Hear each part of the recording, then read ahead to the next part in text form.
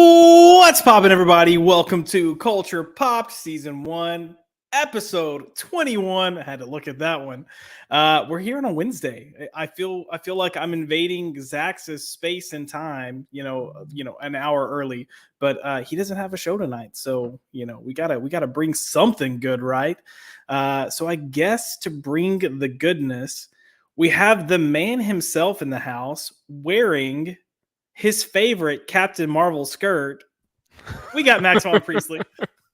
And it fits perfectly. It's my favorite. Because it's for girls or boys. And no, thanks for having me, man. This is it's been a while since I've been on your Pop by Culture show, and it's because I normally get to watch it as like a fan, but now being on here again, it's always a pleasure. So thanks for having me. Hello to the chat, and screw Zax. He didn't have a show, so we're gonna take over. Well, I don't know if I'd say. Well, maybe. Well, we'll leave that for another time. But no, I'm happy to have you. Yeah, I know, right? I'm happy to have you here. Yeah, you're always welcome. Unfortunately, you always put your education before me on Tuesday nights. I mean, it's not like you're paying for it. No. Okay, I'm kidding. And I mean, at the end of the year, well, at the end of this next semester, I'll have a little paper, and I'll be able to show you. And I'll go, see, look at all the times that I missed Pop by Culture. True, very true. Tuesday night show. Yeah. And that paper will mean nothing, and I will still be jobless. I guess to be fair, to say that you're not paying for it isn't exactly fair, because you are paying for it mentally. You're holding on to the fringes of your sanity in the state of California, and that education system. I also technically, I guess you could say, I paid for it 5 years ago. Okay, that's fair. See, now I feel like an asshole. So we're just gonna cancel the show, guys. Max ruined it. Oh yeah, sorry. I served the country for 5 years. Sorry, I sacrificed my time and my Sorry, I went to the service and got ripped for you. Anyways, but no, I'm happy to have you here. For those of you wondering, Aaron should be here in a minute. Drew is wrapping up a show, and then Dolan is wrapping up a show, doing an interview, and then he'll be joining us. But we have plenty of stuff to talk about. And so I want to start off by hopping into the comments real quick to say hello to some fine folks. We have the man himself, Maxwell Priestley, first in the chat. Gay. Yeah, buddy. That's right. And then we got Jana Banana second, and typical. Well, you are a woman. So, and speaking of women, we have Dempsey. Where all the white women at? Jana, I don't know if Jana counts as white. She's Persian. So does that count as white? That's a good question. Yeah. I think that's more brown, right? Persian. I would say that's Yeah. We don't know, Dempsey. We don't bring those folks around here. We've got Bounce Off that is here. Hey, Bounce Off. I think this might be your first time here, so hello, welcome. Get ready for the chaos of pop by culture. And Dempsey says this show is popping my culture. Oh, Dempsey Roo, how do you do? We do have Mark McGrath in the house. Who's down with MVP? You know me. Yeah, buddy. Yeah. Good to see you. And then he's got his second tagline now, which comes through every time we're together. But when Josh is in the hizzy, Max is in the tizzy. Whew. I get in a tizzy. I know. I feel like that needs to be reversed, right? I feel like it makes more sense if it gets reversed. Like, you're in the hizzy, I get in the tizzy, right? Maybe depending on whose show we're on. Okay. Because this is technically your house, right? That's true. So, I don't know, but we will be having a very Max's Man Cave-ish type of panel. Show tonight? Yeah. Oh, yeah. I mean, it pretty much is the Max's Man Cave panel. I stole the Man Cave. That's okay, because I stole Wes's I stole Wes's panelists for the man cave. I know there's one stream, or there's one time he's like, what are you doing? Are you like stealing all my people, man? And I'm like, no, yeah. Yeah. I have other people too. Yeah. Eventually. Um, yes, agreed. Zax does roll. I'm hoping he's off tonight so he can figure out what's going on with his voice, because I know his throat's been like jacked up for like a month now. So we also got Mrs. Sassy Sasquatch in the house. Hey boys, hello, Mrs. C. Yo, Mrs. C, where's my sausage and pep? Sassy has a terrific show on Sundays, and I like to say it's like going to church. I would say it's at 2 p.m. Central Time, but she's in that wonderful state where they don't change times when the time changes, so it ruined everything. Dang. Come on, Sassy. She's gonna be like, I can't help it. The time change is stupid. It is stupid. Well, looking through. Oh, bounce off here to say hi to Aaron. Okay, awesome. He will be here soon. He better be here soon. Yeah. And oh, hey, we got Fear Monarch in the house as well. Wait, this isn't the man cave. No, this is not the man cave, but it might as well be, because it's practically going to be the man cave. Yeah. I'm trying to up my testosterone. See, look, here she is. Here she is. Sorry. The time change is yep. Agreed. I mean, it really is, though. I mean, it sucks. Look, I do think that we can't really give her crap, because her state's the one that's based. That's like, well, this is fucking stupid. We're not going to do it. Why would we change? Yeah. Change the time? Like, hey, like, go screw yourself. And then the rest of the country's like, we changed our time. Yeah. But yeah, it was funny when I thought I showed up on time and I was an hour late on Sunday. So also her husband, Cannoli, he's got a stream on Monday nights where they cover movies. And this past Monday, they covered Captain Marvel. Oh, OG Captain Marvel. OG nice. Captain Marvel, yeah. Ahead of the sequel's release, they reviewed it. And Josh, that movie made over $1 billion. So. Over $1 billion. The best was everyone on the panel greatly dislikes the movie. And then Vex Electronica, for those who don't know, also great YouTuber, was like, I gave myself the mission to try to defend this film, and it lasted like 5 minutes. And then she was like, this is stupid. This is shit. This is this. And then she'll like remember she's trying to defend the film and be like, well, I mean, this scene looked halfway decent. And that's it.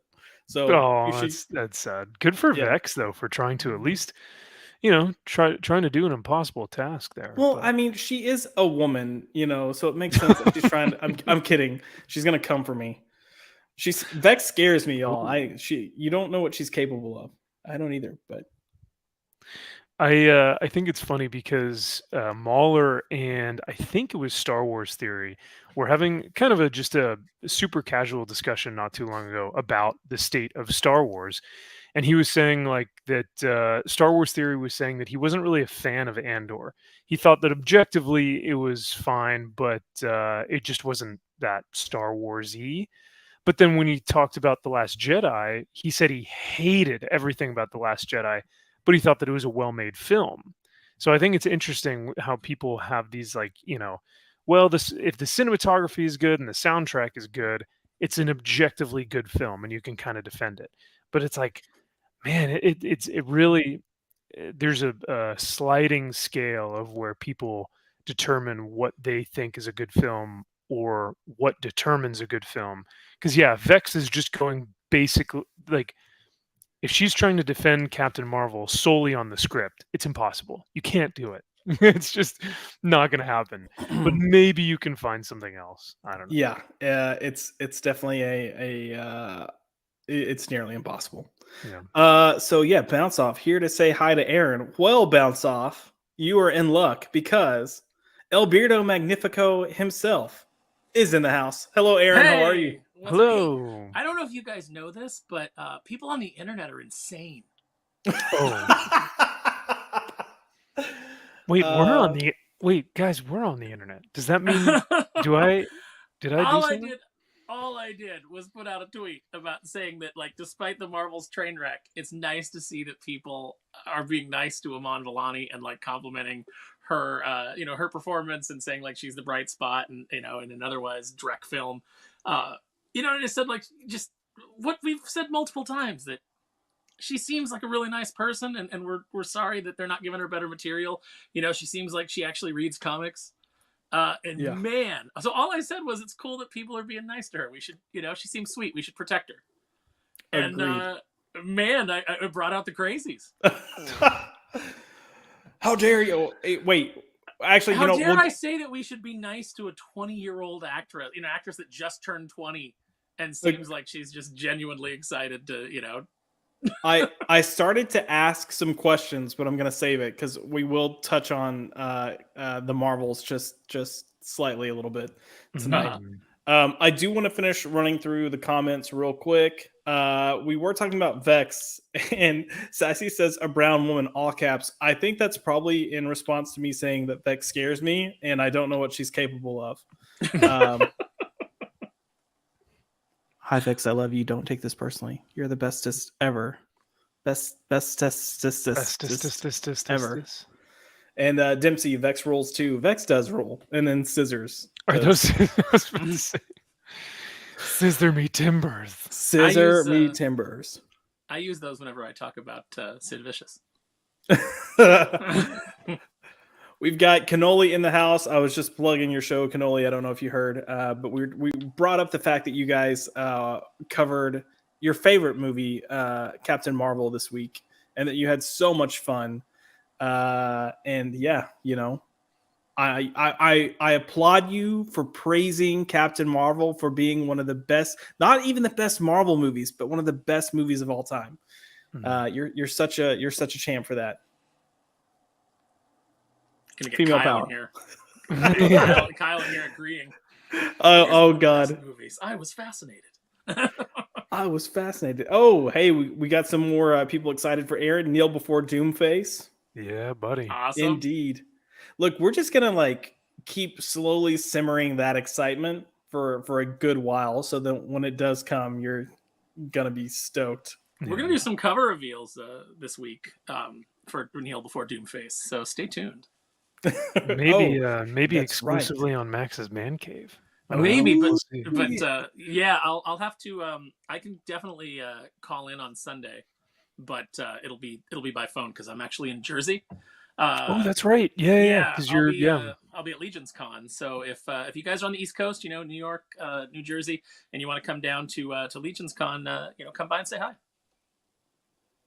Yeah, Aaron's got some really, really great pieces that he'll be showing off. Not only is he a wordsmith, but he is an artiste. So he's got some really cool. I don't know if I can. I don't want to speak for you, but yeah, you've got some cool stuff. So. I appreciate that. No, I appreciate you speaking for me because it sounds dickish if I say it. I'm like, I got some really cool stuff. I did some great painting, you guys. You guys are really gonna love it. I'm awesome. Like that would sound really dickish, but when you do it, when you say it, then I can be humble and I can say, "Oh, Max." Listen, guys, I'm amazing, and the work that I do is fucking incredible. You're gonna love it. No, I've got I'll have a bunch of painted action figure pieces and things like that. So if you want to come and get a piece of action figure art from me, I will be there doing that. Nice. Yeah. Bounce Off is addressing you. He goes, "How dare you be nice?" And what's up, Scott? Or Georgia. Follow that up with saw the tweet and wondered how it would go over. Yeah, you understood it though, right? Like you knew what I was. I didn't say like you have to love the Captain Marvel movie or you have to even love this actress in it. I was just saying that this actress seems nice, and I'm glad that like people are being nice to her, even in the midst of hating the movie. Agreed. That's what's so odd is that like the most benign, mediocre, like mild takes always get blown way out of proportion by a lot of different Twitter users. Maybe it's just because people don't have the context or they can't hear the inflection or tone of voice that people are trying to like, and everyone just assumes bad faith. But it really, it's a phenomenon that I think it is just basically that people can't hear your tone. Because no, you're right. I mean, Iman Vellani, also, not only is she super sweet and very charismatic and nice, she's super based and told what's his name, Kevin Feige to F off because it's not the right universe, and 616 is not what they're adapting, or not what they're don't showing call on this screen. universe the 616 because the 616 is the comics. Yeah. So I agree with your statement, Aaron. I think we should protect her at all costs. I mean, like, I haven't seen her up on a podium saying, I'm not interested in what a white guy says about Miss Marvel because it wasn't meant for them. Like, I don't see her up there doing that. I see her just being like excited, and she was the best part of the. I haven't seen the film, but she was the best part of the trailer. Like, I did laugh when the freaking Flurkin thing eats all those people. I was like, that's dumb. And then her reaction, like the way she screamed and everything, I was like, that's kind of funny. Like, that was actually a real natural scream, like. It was a believable moment, and the timing of it, both acting and then editing, was perfect. So yeah. No, I mean, like, the rest of the film could be a flaming bag of dog poo. I don't know, but just that one scene I saw was, she was funny. When the Flurkin kind of, had its tentacles come out, did it have a head shaved blonde woman in a Captain Marvel skirt saying hello?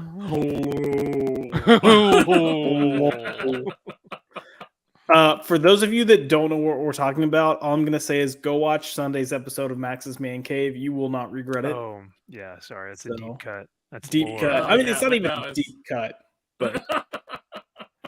Or just not stop laughing. Yeah.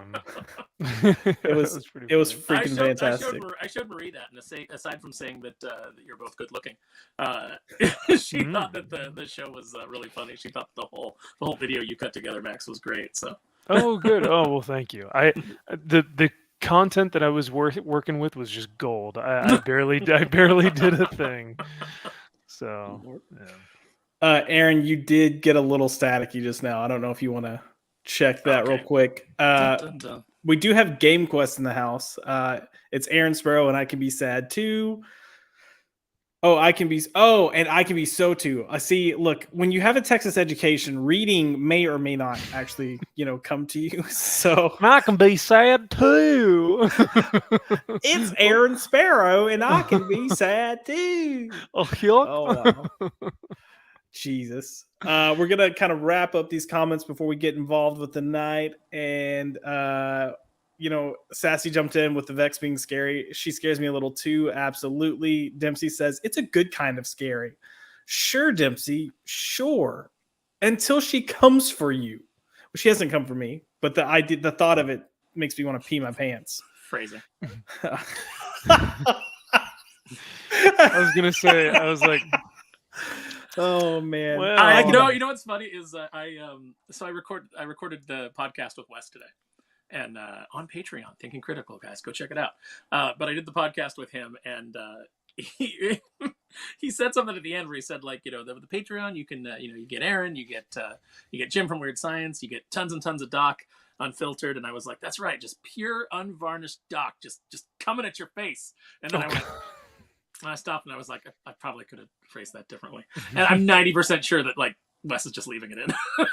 Of course. Well, that's what people are. Yeah, on Patreon, that's what people are paying for. Well, this is the free one that goes like that. Like the lead-in that's up for.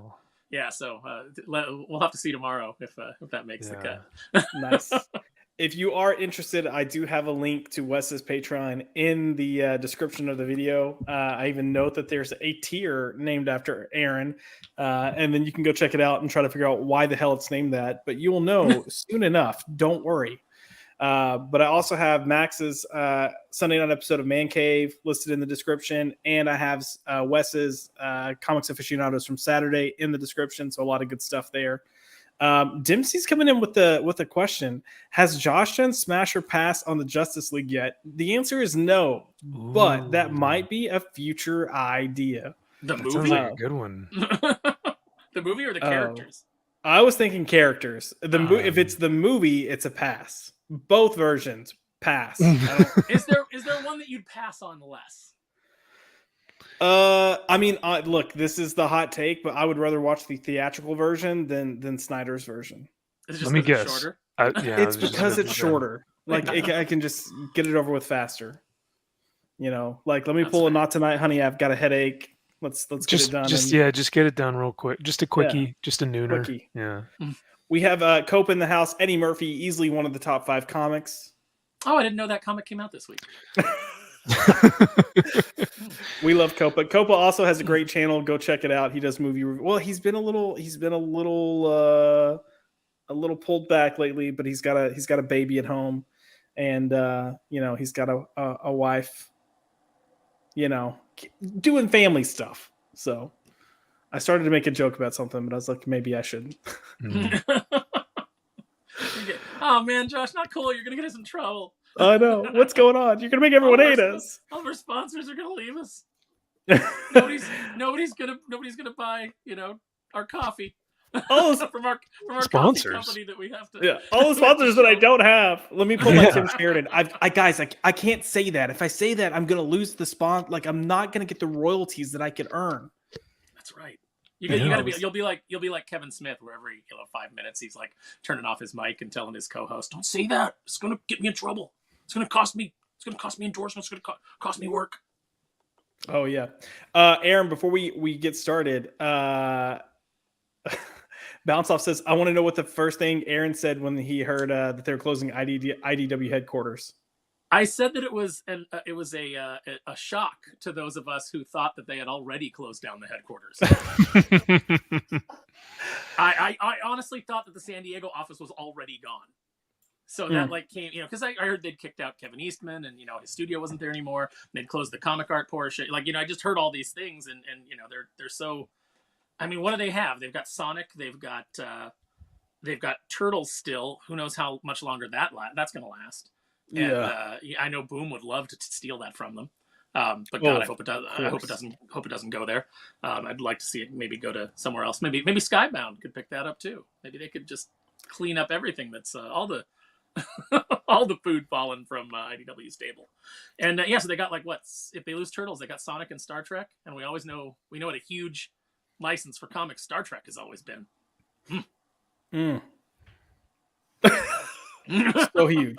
So huge.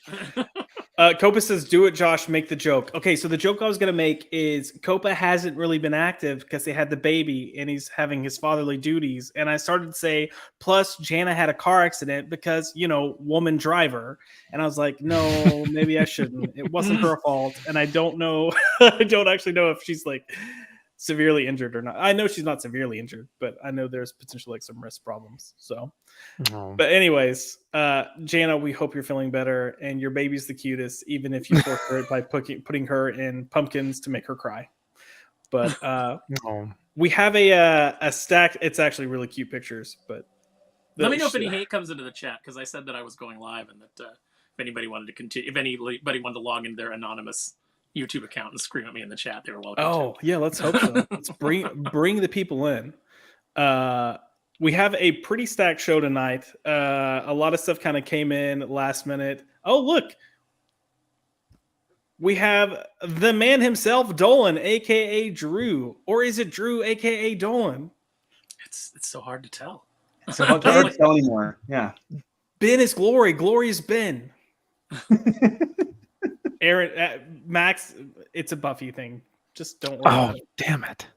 We'll get you there soon enough. You still need to send me that list of these are the ones that you need to watch.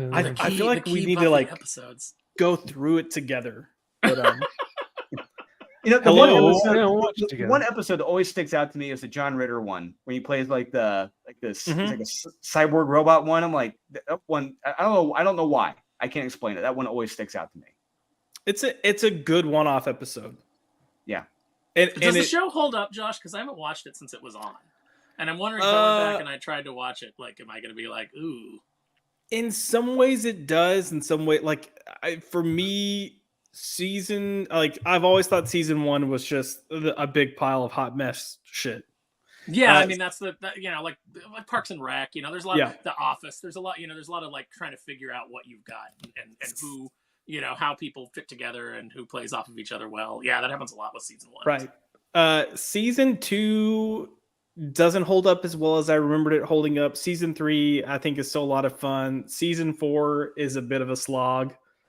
5 is decent. Wait, hang on a second.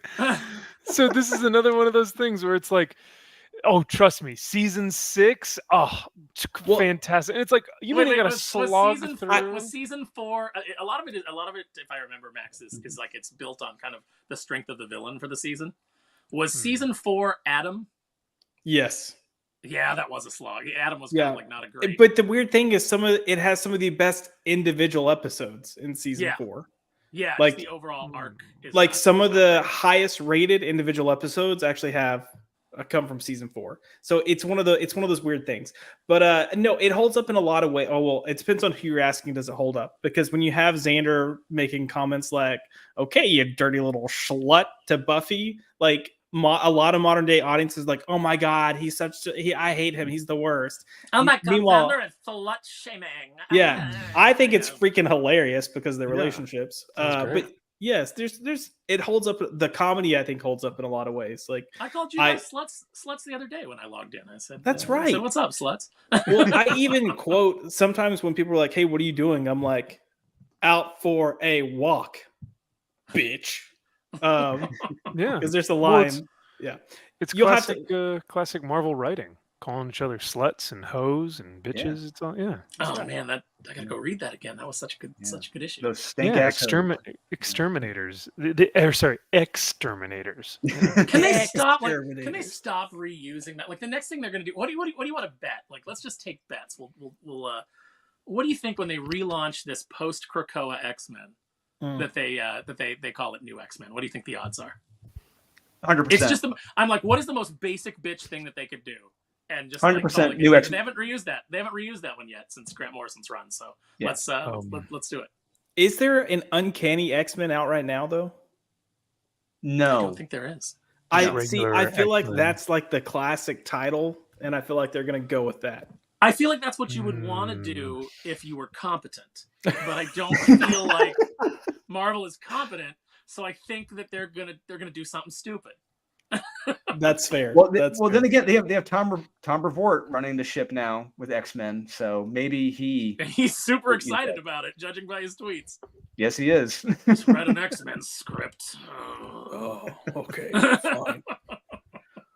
Alrighty, peeps, we're gonna go ahead and jump in the topics for tonight. So, Drew, I'll go ahead and let you know I front loaded the show with the stuff that's not the top 5 comics. I'm gonna give you guys shit about not being able to count later, but anyway, do the top 5 at the end because I didn't read any of this shit. Yeah, no, the top 5 is at the end, and then we're gonna have a little Unholy Nightmare kind of plug at the end as well, celebration. But we're going to kick things off with another campaign, a separate campaign. So Frank Zanka's got Lords of LA #2 live on Kickstarter right now. I've got the link to his Kickstarter pinned in the comments. But this is the second issue. He's already had a successful campaign for the first issue. It's 1950s Hollywood. There's vampires, there's monsters, a lot of action, a lot of fun. Definitely worth checking out. Frank's got a pretty lucrative writing history behind him with Destiny Aurora and all these other books that were then transferred into graphic novels. So really good stuff, worth checking out. He's got a video on the Kickstarter page that kind of plugs it. And go support him. I'm going to try to get him on before the end of the campaign so we can do a full plug and kind of explore the story and promote it some more. But he's within striking distance of his goal too. He's 87% there. So, yeah, 134 backers. Looks really good. I've read the first issue. It's really, really good, and I'm looking forward to the second one. Yeah, I think he needs like less than $500 to hit his goal. So just go check it out. Go plug him. Any little bit helps, and then sharing the link as well helps. So, but yeah, go check it out. See if it's something you're interested in, and support Frank if you can or would like to. First up on tonight, fresh off of the news today, SAG-AFTRA, the strike is over. They reached a tentative 3-year deal, and so as of midnight tonight, it will be done. As of 12:01, they will be back working again. There are no details yet. Apparently, we're not going to hear details or get details until Friday, but it looks like the industry will start coming back together. However, we're already reaching close to mid-November, so don't expect anything to really film or take place until after Christmas. Yeah, it's kind of funny. It's like, well, at least it's over. Like people can start like making plans to get back to work around the first of the year, as opposed to if this hadn't been done, they'd been back to the negotiating table in January, and who knows how long it would have taken at that point. So I think that my guess is that the strike, or my guess is that SAG-AFTRA had to kind of like take it in the shorts a little bit with the last final offer. I think that they just had to probably go with the last thing that the studio offered. Oh yeah, I mean the producers were upfront about this is all we're offering you, and it was a good deal, and they were stupid to press against what they pushed back against last time. Well, Fran Drescher wanted that 60 cents per streaming customer going straight to the union and not even to the actors. That was like the most ridiculous. My God, most ridiculous. It's just unbelievable. Turning into the Teamsters. Jeez, holy crap. Lord. Real quick, I do want to say we've got Cajun Corey in the house. Hello, sir. We have Miss Martin Muses in the house as well. Hello. And our favorite vampire, since we were talking about vampires, we've got Nosferatu. He put MVP and Josh. This is sexy overload. And then he put, I want to see Josh and MVP recreate the car scene in Titanic. Well, doesn't it feel great? Doesn't it feel great, Drew? Doesn't it feel great to have people come into the chat and be like, MVP and Josh, sexy overload? Drew and Aaron are here. Oh yeah, and those other guys, yeah. The other guys. We're the creative behind the scenes. We're not really the sexy ones. We're the ones doing the behind the scenes. Yeah. You guys are the eye candy. You're the guys behind the scenes. I'm the drummer in the band. Josh is on bass. Max is the dynamic frontman, or vice versa. I don't know. I always get the like, oh, you're so handsome, and then people see me in person and it's, wow, you're really short. So you're not that short. I'm pretty darn short. I'm like 5'8". I mean, you're the same size as like Robert Downey Jr. I mean, yeah, in Hollywood it was fine. Like everyone and their fucking dog was short out there. I was normal. In Texas, I'm with a bunch of freaking giants. I was gonna say, I see Max and I'm like, I'm boob level to Max. Yeah, I was about to say, it's right where you want to be, so he can just he can clutch you just to his nestle. Yeah. It definitely doesn't help that like a lot of your friends are tall too. But then it's funny because my friends are in college. Like I was the short one in my friend group, because they were all 6'4", because we were all linemen. So everyone at one point in time is the short friend. So it's all good. When we meet Wes, I'm curious to see how tall Wes is going to be. Yeah, I am too. I think he said he's 5'10", 5'11".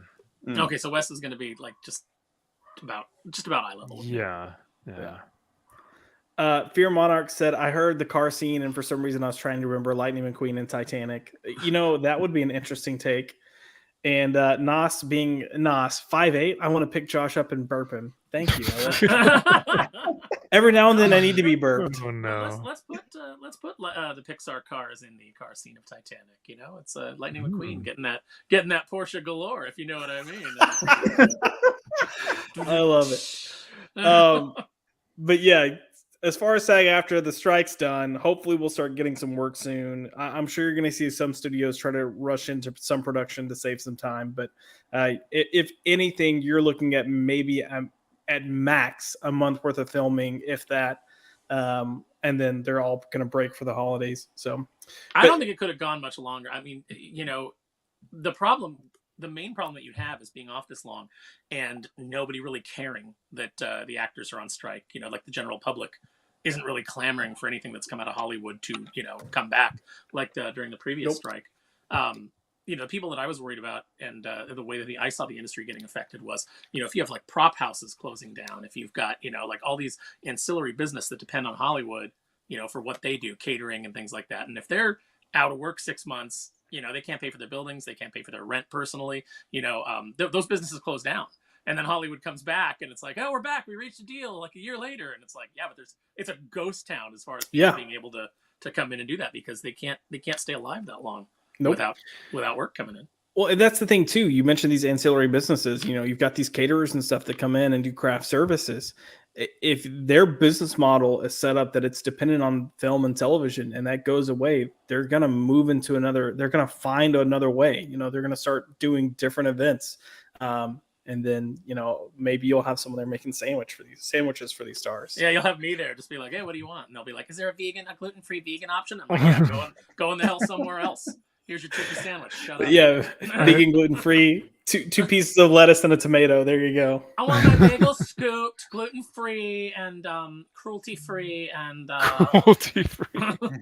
And only white. Only white Yeah. food. How did you cut the lettuce? Were you like angry when you cut it? I don't. Yeah. Want What was the anger intention? involved. What was the intention behind? I want the sandwich? imitation tuna.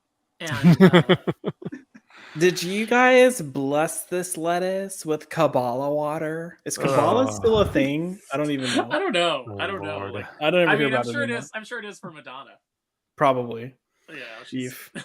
I do think it's interesting with the strike. If this had gone on a little bit longer and say it pushed into 2024, then we're looking at almost a year's worth of like really not a lot of new content.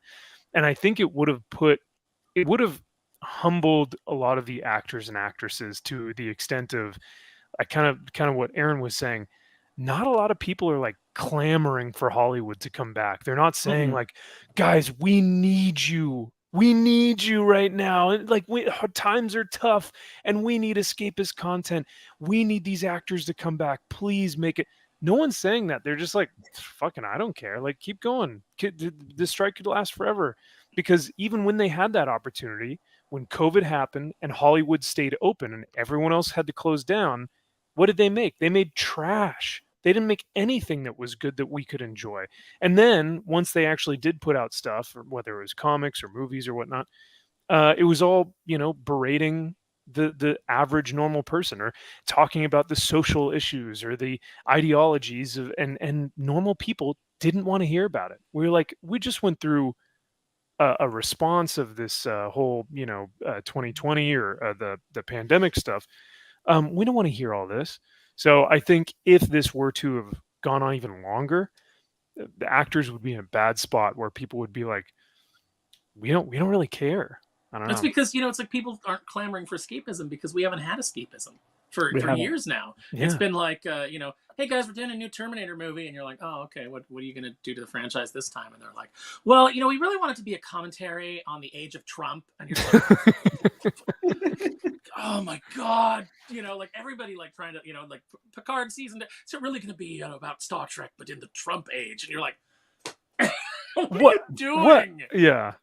Oh, you mean when the economy was good and people could afford gas and groceries? Is that what's going on? When are we going to start getting we really want to do it in the Biden age where no one can afford anything and we're on the brink of world war and everybody's depressed. Economy is awful. Yeah. But see, they'll say, oh, well, these are all the byproducts of when Trump was in. And now we're seeing and it's like, dude, that was like what? 4 years ago, 5 years ago. You can't just blame all your problems on this. And the last year was like COVID, so it's like basically a mulligan at that point. Like, yeah. There was an individual who came into one of our classes for film school, and she was extremely progressive. One of the things that she actually spoke about in the class while she was being interviewed was how tough it was for her to watch January 6th. She thought that that it was an attack on her, on the country. It was an attack on the American people. Because that's what the news told her that it was. So right. She didn't think about it. She just absorbed it. Sure. So she's like, I was just so anxious. I was depressed. I was watching Trump and January 6th and the pandemic and all this stuff. But then, even as progressive as she was, someone had asked a question like, where do you see the future of film? And she's like, honestly, I think it's taking a turn because the average American, the normal everyday American, doesn't want to hear about social issues anymore. And I was stunned that she would even say something like that. So I think there may be a turn here soon. And I think this is what you guys have alluded to potentially in some of the Max's Man Cave stuff, is that there could be a shift. Because especially if someone like that, who's, January 6th, blah, blah, blah, even she was saying, people don't want to hear about these social issues anymore. And I thought that was kind of interesting. But Sean was all about. Sorry. Yeah, I'm sorry. Go ahead, Drew. I was going to say, Sean was all about January 6th. He was almost comparing it to 9/11. And it's like, Sean, what the hell is wrong with you, man? This is not compared to 9/11 on any way, shape, or form. You have a bunch of jackasses going into the Capitol building, walking around like dumbasses. Then you have 9/11, thousands of people dying. This is not the same thing, not in the same damn ballpark. And it's not comparable at all. No. Yeah, wait, and wasn't there just an insurrection for Palestine that just happened at the Capitol too? Like, didn't that just happen a few weeks ago? But no one talks about that. That was a peaceful protest. I'm sorry. Oh, yeah. No, I'm sorry. Before January 6th, you had protesters trying to beat down the doors of the Supreme Court and under the Supreme Court. You had all kinds of, the Summer of Love. We had all kinds of federal buildings that were under attack by people and trying to set them on fire and burn down courthouses. And churches. A church across the street from the White House was almost burnt down from those rioters. I'll never forget that. It's like, but it's funny how, certain things are insurrection, certain things are not, just based on the political party that's in power. Also, there's a lot of really compelling stories about how these people were let in to the Capitol, how, I don't want to go down the conspiracy rabbit hole. I don't want to like hijack the stream talking about, political stuff, but, there's a lot of things that, there's a lot of black flag operations. I don't know if you know that, but our government does a lot of shady stuff to to erode our civil liberties, and that's both sides. So yeah. Sorry, Josh. Like George Carlin used to say, "It's a big club, and you and I ain't in it." Yeah. No, but I do think the commentary on these social issues, because it's been I think people are sick of it no matter what stance they're on, because it's been a conversation that you cannot escape, and we haven't been able to escape for almost 4 years now. Like, it's just complete. Well, I would even say maybe longer than that, going on probably 8 years now. It's just completely consumed everything. So I think whether you lean right or lean left, you're just like, I'm so over this. Like, I don't even want to hear it anymore. Like, get away from me. So thankfully, it looks like we are kind of moving out of that. A certain side's PC, and this is how we have to do things. And this is like, I think we're slowly going to start moving away from that. It's going to take a little while. It's for sure going to have to be after this next election, but you're already seeing the signs of just people being done with it. So thank you. The next election may ramp it all up again. Who knows? I mean, I'm sure it will. That's why I got off Facebook. I was like, I can't do another election on Facebook. I can't. Oh, same. I'm tired of my friends fighting in my comment section, because of whatever reason. Because I just said, like, hey, maybe I think it's great that nobody's picking on Aman Vellani just for being in a movie, and then people are like, all these commies, and I'm like, what? What are you talking about? You sound insane. Yeah. Fear Monarch said, we're all just Rowdy Piper and Keith David. Yeah. They're remaking that. Did you hear that? A new story came out? Yeah. I didn't know there were. I don't know. Well, is John Carpenter doing it, or did he just like? Nope. He just has his hand out. He's taking a check. I mean, you know what? God bless John Carpenter. If that's what he wants to do. But absolutely.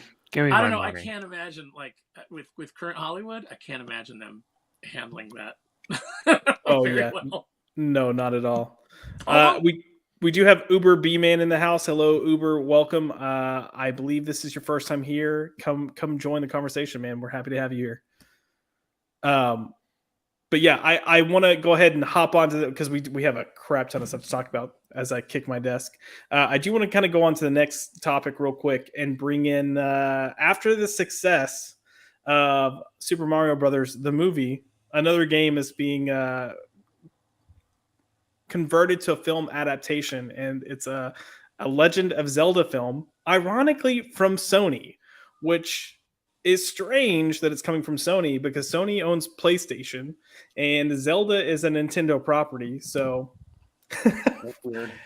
Is it animated, or is it no, it's going to be a live action. Live action. Oh, insert GIF of Michael Scott going, no.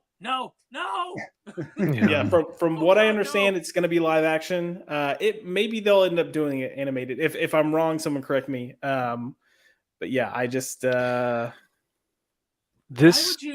Why would you want to do it live action? This is kind of like my opinion of most things now. If you want a franchise, and most studios do, they want to create these franchises they can get multiple movies out of and make tons of money. Why don't more studios lean into animation? If this was like a really high-end animated movie, then it doesn't matter how old the actors get. Like, the voice, because they're just the voice actors. The voice actors come in, they do the voice, they go home, and it doesn't get anywhere near as expensive. Why would you do this live action? That seems like a really bad idea. They don't. Western audiences don't see legitimacy in animation for some reason. Whereas if you go to Mario made $1 Japan, billion. Yeah, I was gonna say. I think before Mario, you could have said that, but Mario but made it. Oh, sorry. Go ahead. I was gonna say Mario did, cross $1 billion, and it looked like it was going to be the highest grossing film of the year until Barbie kind of came and took over. But I'm talking about as terms of like, yes, Mario is like generational. Like it spans from like young kids to like adults that are in their 60s and 70s that know Mario, right? But I'm talking about like, if you look at manga or anime like Ghost in the Shell or Akira or something like that, these are like critically acclaimed films. Whereas like if someone were to watch the Marvel movie or the the Mario movie, they'd be like, yeah, it was fun. Like I'd watch it again, maybe like put it on in the background, but like I'm not going to make a video analysis essay of this for a 3-hour video or something. I guess maybe Mahler's 3-hour Mario video just dropped. I was about to say maybe he could do that, but I think he would be much more inclined to do so with a Ghost in the Shell or Akira or Cowboy Bebop or insert something like that there, because they just take their animation more seriously. And so I don't know if that's. I think that's probably why people continue to wanting to do these live action series. But mark my words. This is what's next. They're coming for the video games next. Yeah, they're going to start coming for Mortal Kombat. They're going to start coming for Street Fighter. They're going to start coming for like anything that's under the sun. Beast. Sure, whatever it is. What was that? Space Toads or Battletoads? Yeah, let's do it. That's gonna be it. No, what are you doing? Wait, down. No, give it to me. Josh. Inject Battletoads directly into my veins. No, you know better than anyone. We've just gone through 5 years of. We went through a decade of an enlightening era of Marvel actually doing something great, and in 5 years they destroyed it. All the goodwill that they had built up. Maybe even less than 5 years. And so now they're going to do the same freaking thing with video games. Well, but maybe we get 10 good years of video games. Like we got 10 good years of Marvel, and then it goes to shit. Are we really prepared to go through that roller coaster again of like, hey, this is really great. And then, this Kierkegaard, or perhaps it was the band Ookla the Mock that said everything good turns to crap eventually. Yeah. So there's no choice. There's no choice. It's going to happen.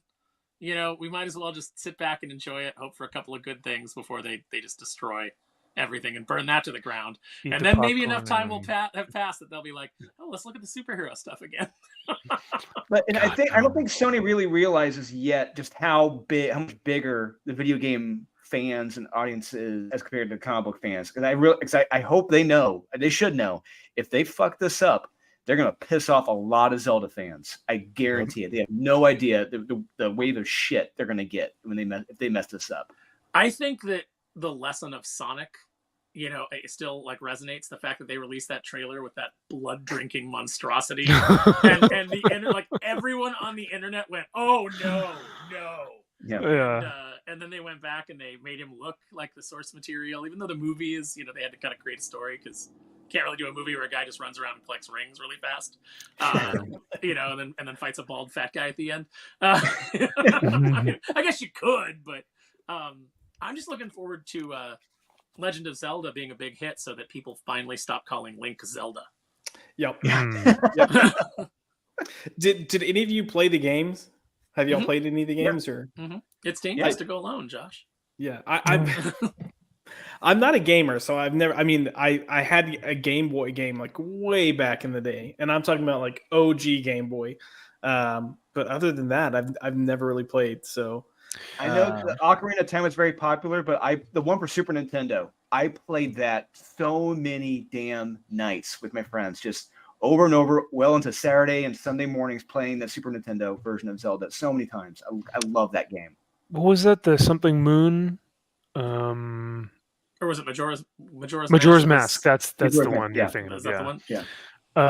Yeah. So that was actually going to be my next question. Do they plan on adapting Ocarina of Time or Majora's Mask, or are they going to adapt it from one of the more recent ones, one of the more recent video games. But I don't think they announced what their plan is as far as the story goes. The only thing that we know is the director, I believe, is supposed to be the director from one of the Maze Runner films, I believe, which I didn't think was a good sign, but apparently the work that he did was decent, just no one saw it.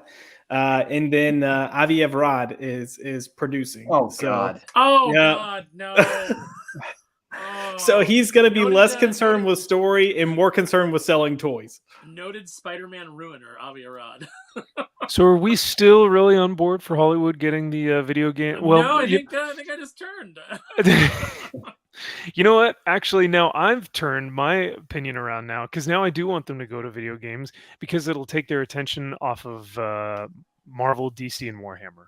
And that way they'll start ruining video games and we can actually make some good stuff for once. Lord, everything is about Warhammer with Max von Priestley. Better be. Remember when video games were considered box office poison because of that first Super Mario Brothers movie? Oh, it was so bad. And then I think Mortal Kombat was the first one where people were like, oh, maybe this can be done. And then Street Fighter came out. And then again, it was... Now, Street Fighter, I will say, I unabashedly love for how terrible it is. And how Raul Julia is just brilliant in a bad movie. Jean-Claude Van Damme is the worst because not only is he not a good actor, but he was coked to oblivion on that film, apparently. But Raul Julia is just... Mwah. And Ming-Na Wen as Chun-Li was fun. And there's some good... And what's his name? Andrew Bryarinsky, I think is his name, as Zangief. Good stuff. Yeah. What about Mortal Kombat, the second film? Too bad you must die. Annihilation. Yeah, I think one of the few films I walked out of. Oh yeah, it was bad. It was so bad. Speaking of Raul Julia, I'm sorry. Go ahead. I just found out not too long ago, Raul Julia originally, when it was in pre-production, he was supposed to be the Anthony Hopkins role, the original Zorro in The Mask of Zorro. That was supposed to be Raul Julia before he died, and then went to Anthony Hopkins. Raul Julia would have been perfect in that damn role. Oh, that would have been so good. Yeah. I do want to hit Gomez. Oh yeah, great. Gomez. There was something just distinct. He was distinct enough that he always just like demanded your attention. Yes, but he was also good in his roles. So it was a win-win. I do want to hit the comments because we got a lot of great comments coming in here. We got Dempsey with the last great escapism and entertainment, the Tiger King. Completely agree. And let's see, we got Uber B Man said Yule Ball would make Zelda a certifiable hit. He's made a couple interesting video game films. I wouldn't say they're good or bad. There's something. Yeah. Fear Monarch said Yule Ball would have the most boobular Zelda, that's for sure. That seems about right. And Mark McGrath coming in. Wait until they find out Link is the main character and not Zelda. Not anymore. Not anymore. She doesn't need to be rescued. She's a strong female character. Female power. Put a chick in it and make her gay and lame. Put a chick in it, make her gay and lame. Dempsey, Silent Link could be awesome. I agree. I think if you find a way to do it, you could make it work. I'm really curious to see. We're going to talk about this in a bit when we just touch on the Echo trailer, but I think it's going to be hard to do a film with your lead character who is completely silent. And yes, I know there are films out there that have had this. I know you've got Children of Lesser God. I know you've got stuff like that. But it's such a distinct change for the audience. And if you got it in a genre type film, it's hard to kind of compensate for that, I think, unless you have someone kind of doing a voiceover. You're correct, Josh. And what makes those films work with those silent actors is that they are terrific actors. They're able to convey a presence, convey emotion without saying a damn word. Whereas look, all due respect to this actress, she's not much of an actress. She's like a wood plank a lot of times. It's like there's not much there at all. Right. Which is unfortunate because you need emotion. You need to convey something if you're not going to say a damn word. And I don't get much of anything off her except for just anger out of her face. Which actress are we talking about? Oh, we're talking about Echo? Yeah. Oh, yeah. Yeah. I mean, but she's not. I mean, to be fair to her, she's not an actress. Like Echo was the first thing she ever did. So then to throw her to be a lead of a series, it's a rough take, you know. So wait, they didn't cast her based on the fact that she came in and nailed the audition? I think she probably nailed the audition compared to the other people that they auditioned that was deaf and disabled. I can't remember. And is Native Echo, American. Is Echo disabled in the? I mean, aside from being deaf. Nope. So they were like, oh, and she has a prosthetic leg. Woo! Yep. You know, like. Why? Don't know. They did. And maybe that was something just awful. Yeah. I will say, I'm wondering if the whole prosthetic leg thing wasn't even something they were shooting for, and it's just they felt like out of deaf Native American actresses, she was the best, and she just happened to be an amputee. That's like that's what we call a threefer. You know, that's a holy crap. That's the hat trick. We get an extra checkbox. Yeah. Oh my goodness! Look at this! Look at it on my board here. We got it all. Yeah, she's like the T. Franklin of movies. Holy crap! The T. Franklin. We're not quite that far. Calm down, Drew. Calm down. Oh man, it's been a little while since I checked on T. Has she claimed any more disabilities lately? You know, I don't know. We need to check on that over the next like 2 or 3 days, and then come back together from Max's Man Cave to discuss it on Sunday. I think when she was talking about like having vitiligo and that being a disability, and I was like, how is that a disability? That's just. It is a disability, you bigot. Is it? No, I don't know. I don't think so. I mean, I'm sure the people that have it, you know, I'm sure they have, you know, certain stresses and traumas. And, I'm sure there's difficulties, but I don't think that. I mean, it doesn't impair you from doing any kind of like normal activity. Yeah, no, it doesn't. Fear Monarch, with how good Sony did animation and how good it looks now, why wouldn't you just make the story of Majora's Mask and Twilight Princess beat for beat? I mean, that's honestly probably a good question. And this might be one of the reasons they decided to go with Sony. If you look at what's probably been the best animated film to come out in the past 5 to 10 years, it's probably both Spider-Man Across the Spider-Verse or Into the Spider-Verse. Like, that animation is really freaking good. So they're delivering for sure. Just make it animated. Don't do live action. Do animation.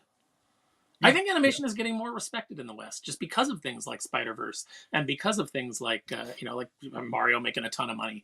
And the only studio that seems like it can't be successful with animation is Disney, which is ironic considering that's what put them on the map. But current Disney seems to be the only studio that can't launch an animated hit these days. Yeah, fair. Mark McGrath said that Halo TV show was pretty dope. Oh, sorry, dopey. I almost had to disown Mark. I was like, I was this close. We have Uber B-Man. Technically, Hollywood's been taking shots at video game adaptations, but most end up poor. The first Silent Hill was decent, captured the atmosphere, but mostly that. I remember enjoying the first Silent Hill film. Yeah, they did a good job with it. It was all right. Yeah. The thing that boggles my mind is that they've had so many swings at Resident Evil and have not done Resident Evil justice even once. Yeah. Even the Paul W.S. Anderson, even the first film, which had a lot of elements of the game but told its own story, like still was kind of like a whiff. Like I don't understand it. It's such a well-constructed game. The story is all right there. And maybe if they do these live action adaptations and they actually take these story-driven games and just adapt them without putting in all their stupid bullshit, you might actually have a chance at being successful. Yeah. Possibly. I mean, hey, Albert Wesker. When you think of Albert Wesker, who do you think of? I think of Lance Reddick. Oh, it's not a black guy who's a scientist. The best part was when he dressed up as Blade. Yeah, had him looking like Blade in the show. It was like, what is happening? I love it. We have the phenom herself, Vex Electronica. Happy Hump Day. Gay flag, gay flag, gay flag, gay, gay, gay, gay. And Dempsey coming in with, hello, Vex. We were talking about you. And then she says, oh no, Dempsey. But the only thing I see are scissors because Vex terrifies me. I'm not familiar with Vex. Vex is awesome. Vex is a super cool chick. She's got her.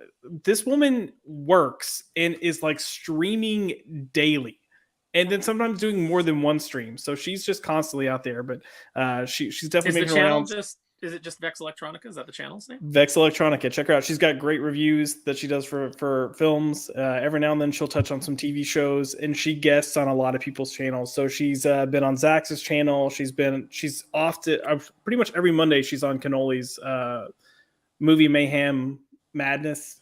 MMM. It's his movie show. I just call it MMM. But I've subscribed. I'm hitting the like button. I'm ringing the bell for notifications. Nice. She does movie analysis. I mean movie analysis. Right, Vex? Movie analysis. You were almost Mr. Plinkett there. I'm gonna go deep with my nails. Shield Wall is in the house. Hello, Shield. Always nice to have you here. I will be with Shield tomorrow night on Roman's channel. We are discussing Highlander, and I have some thoughts on Highlander. It was the first time I watched it. Highlander. Yeah, it's the first time I've watched it in years, so it was an interesting rewatch. But he also threw in Vex Electronica. Sup? Are you suing Marvels for stealing your Brown Magic tagline? Ooh, have to see what's going on there. Black Girl Magic. Black Girl Magic. And then Dempsey coming in with video games are doing to Hollywood did to the radio. I mean, you're not wrong, sir. So I'm gonna look up my local theater right now and see what the seat distribution is for the Marvels. Is it out today or is it's out tomorrow? Tomorrow. Okay. Tomorrow, yeah. Tomorrow's preview night. I'm gonna see it Friday. We're gonna pray. So you are seeing it. There was a debate between Wes and I. I was like, I don't know if Josh is going to see it. And he's like, Josh is totally going to see it. And I was like, I don't think he's mentioned seeing it. So like, I didn't even know if you were going to go. I was like, this might be the first one that he skips. Yeah, so, I figured why not. I'm already going to be in town, so I'll just. Are you going to actually pay for the ticket though? I mean, I've got stubs. I'm paying for a ticket regardless if I go see a movie or not. Can you say that you're going to see a different movie and let the money go to that? Like, how do they determine that so that you don't contribute? I mean, considering most of the people at my AMC just look like they don't give an absolute fuck what happens. They're teenagers. They don't care. Yeah. If you were like, here's my ticket, and they're like, hey, theater 6 is over here, and you're like, okay, and you walk over that way, they're going to be like, whatever. Honestly, I can tell you from just being at Frankensons, and someone's like, "Do you have this?" And you're like, "No, but but this booth has it. So just go." And they're like, "Oh, where's that booth?" And you go, "Okay, walk out, make a right, go down about 3 booths, and you're gonna see this, on your right hand side."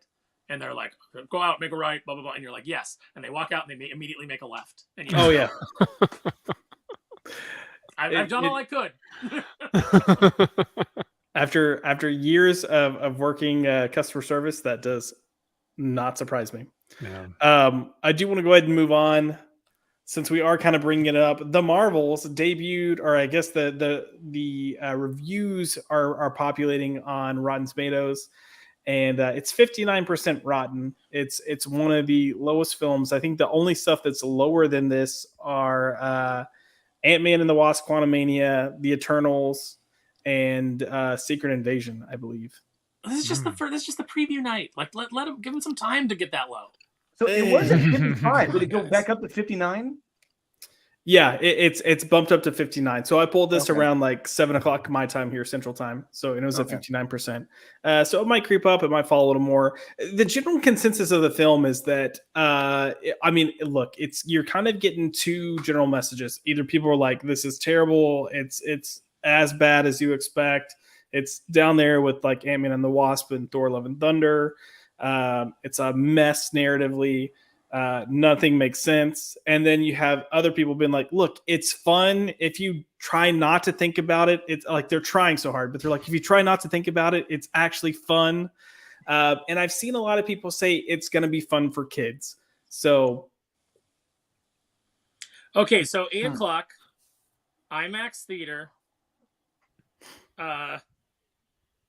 That's Hey, that's pretty good.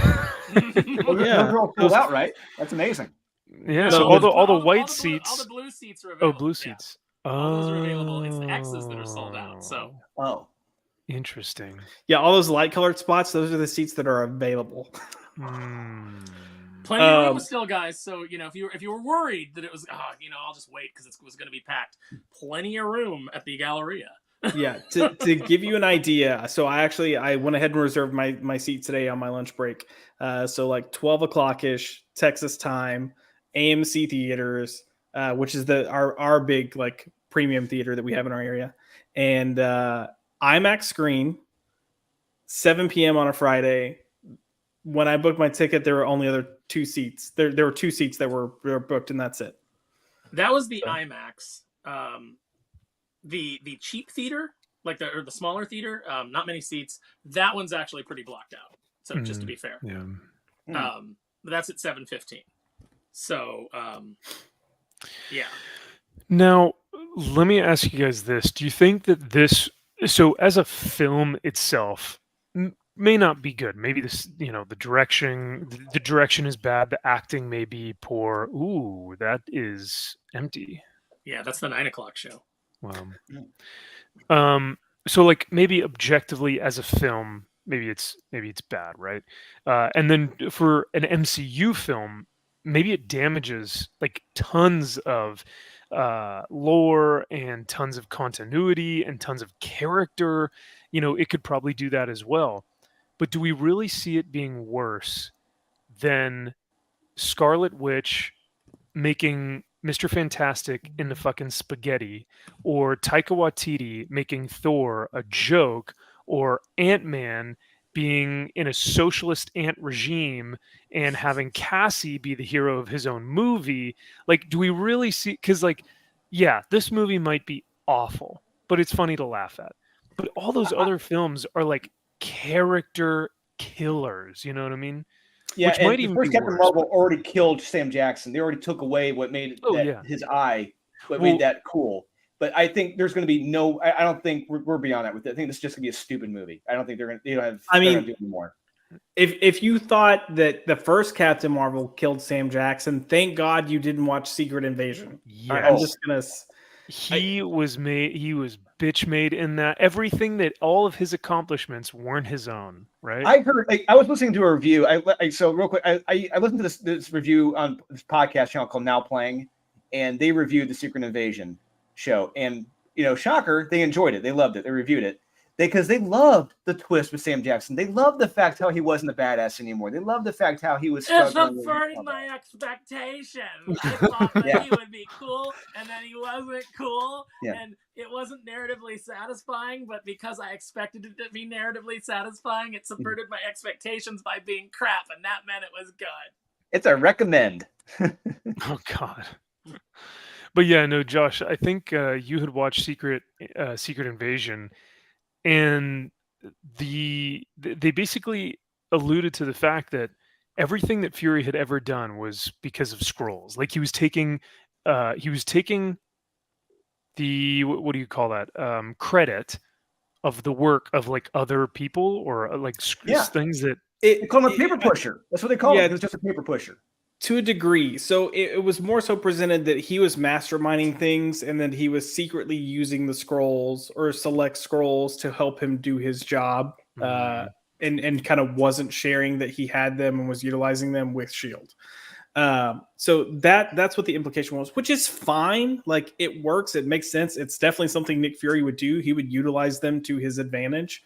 But it was just kind of the way they said it and the way they presented it. And then you had Gravik, which is just a wet blanket of a villain being like, it's a really shitty show. Yeah. And quite possibly the worst thing that Marvel has done. So when you do a show called Secret Invasion and it's all about shape changers, you might want to have some suspense and some unexpected things happen. You might want to have some reveals. You might want to have some twists. But instead, it was just a very linear, very boring, very just like everything was just presented very flatly and obviously. And who cares? Like, it was just, at the end, it was just like, who cares? And they did the same thing that they do to every male hero now, which is, it turns out they were never really that great, and they're kind of just old and fat and depressed, and they're slowing down, and everybody's talking about what a pathetic piece of crap they are. and how they've lost it and they don't got it anymore, and you know, you just get, and that was the whole thing for Nick Fury. When you have Sam Jackson, and that's what you do. I mean, but yeah, you guys are right. He was already ruined in the first Captain Marvel when they did the cat scratching his eye. To your point about kind of this whole feeling of like, well, who cares, right? Because like you watch Secret Invasion, and there was a lot of apathy towards that show. A lot of people just didn't even realize it existed. Or if you say, hey, name every show that came out in Marvel Phase 4 and 5, people would probably forget. They'd be like, oh yeah, I forgot about that one. Or Werewolf by Night, they'd be like, oh yeah, that came out in Marvel Phase 4 or 5. I don't even know. And so I think you're going to see a lot of apathy with this film. Is that, yeah, it might get some review bombing, or it may get some positive review bombing where people are like, it's the best thing ever. This is the best Marvel film. It's a triumph, you know. But let me get my article into the Mary Sue. Yes, about exactly. How a triumph it is. But at the end of the day, I don't see people even caring. Like if I walked out into the quad at my university and just asked a normal, like just a rando normie, hey, are you going to go see the Marvels this weekend? They're going to be like, what? Like what is that? Yeah, what is the Marvels? Is that like the brand, the Marvels, the Marvel? And I'd be like, no. This is their last real test to see where these characters stand, and I think really they're going to really truly see that no one. I mean, I don't want to say no one. A vast majority of people don't care for Miss Marvel. They don't care for Photon. They don't care for Brie Larson. This would be a big learning curve here. They care for Miss Marvel, Carol Danvers, in the black and gold suit. They don't care for intersectional feminist Captain Marvel.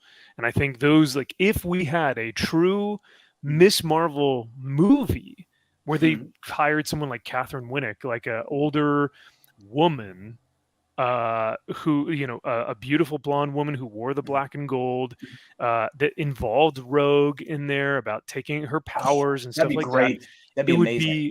It would be so well done, and it would be a very, very interesting character study. They could take stuff from that Avengers Annual, right? Avengers Annual 6, I think it was, or something like that. Yeah. Really delve into the character there.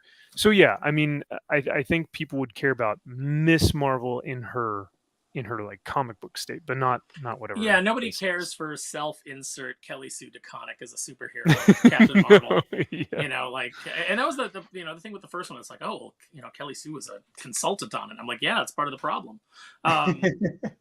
You know, no one likes that version, and it's just it really is the harbinger of what was to come. It's the first real, you know, like flaw in the armor that we saw. That movie is so poorly written, and in continuity wise, it's so bad. Yeah. The fact that Nick Fury shows up and he's like, Shield business, and it's like, did you guys forget that Shield didn't have its name till the end of the first Iron Man movie? Yep. That it was the strategic, you know, the Homeland, you know, the whole espionage, and you know, like the whole you know, logistics directorate, whatever it is that the actual one they use in the movie. That's one of the big jokes in Iron Man. How do you guys sit down to write this and you don't remember it? I understand that you're told don't read the comics, which is already a stupid idea, but were you told don't even watch the films that this universe takes place in? So that's wrong.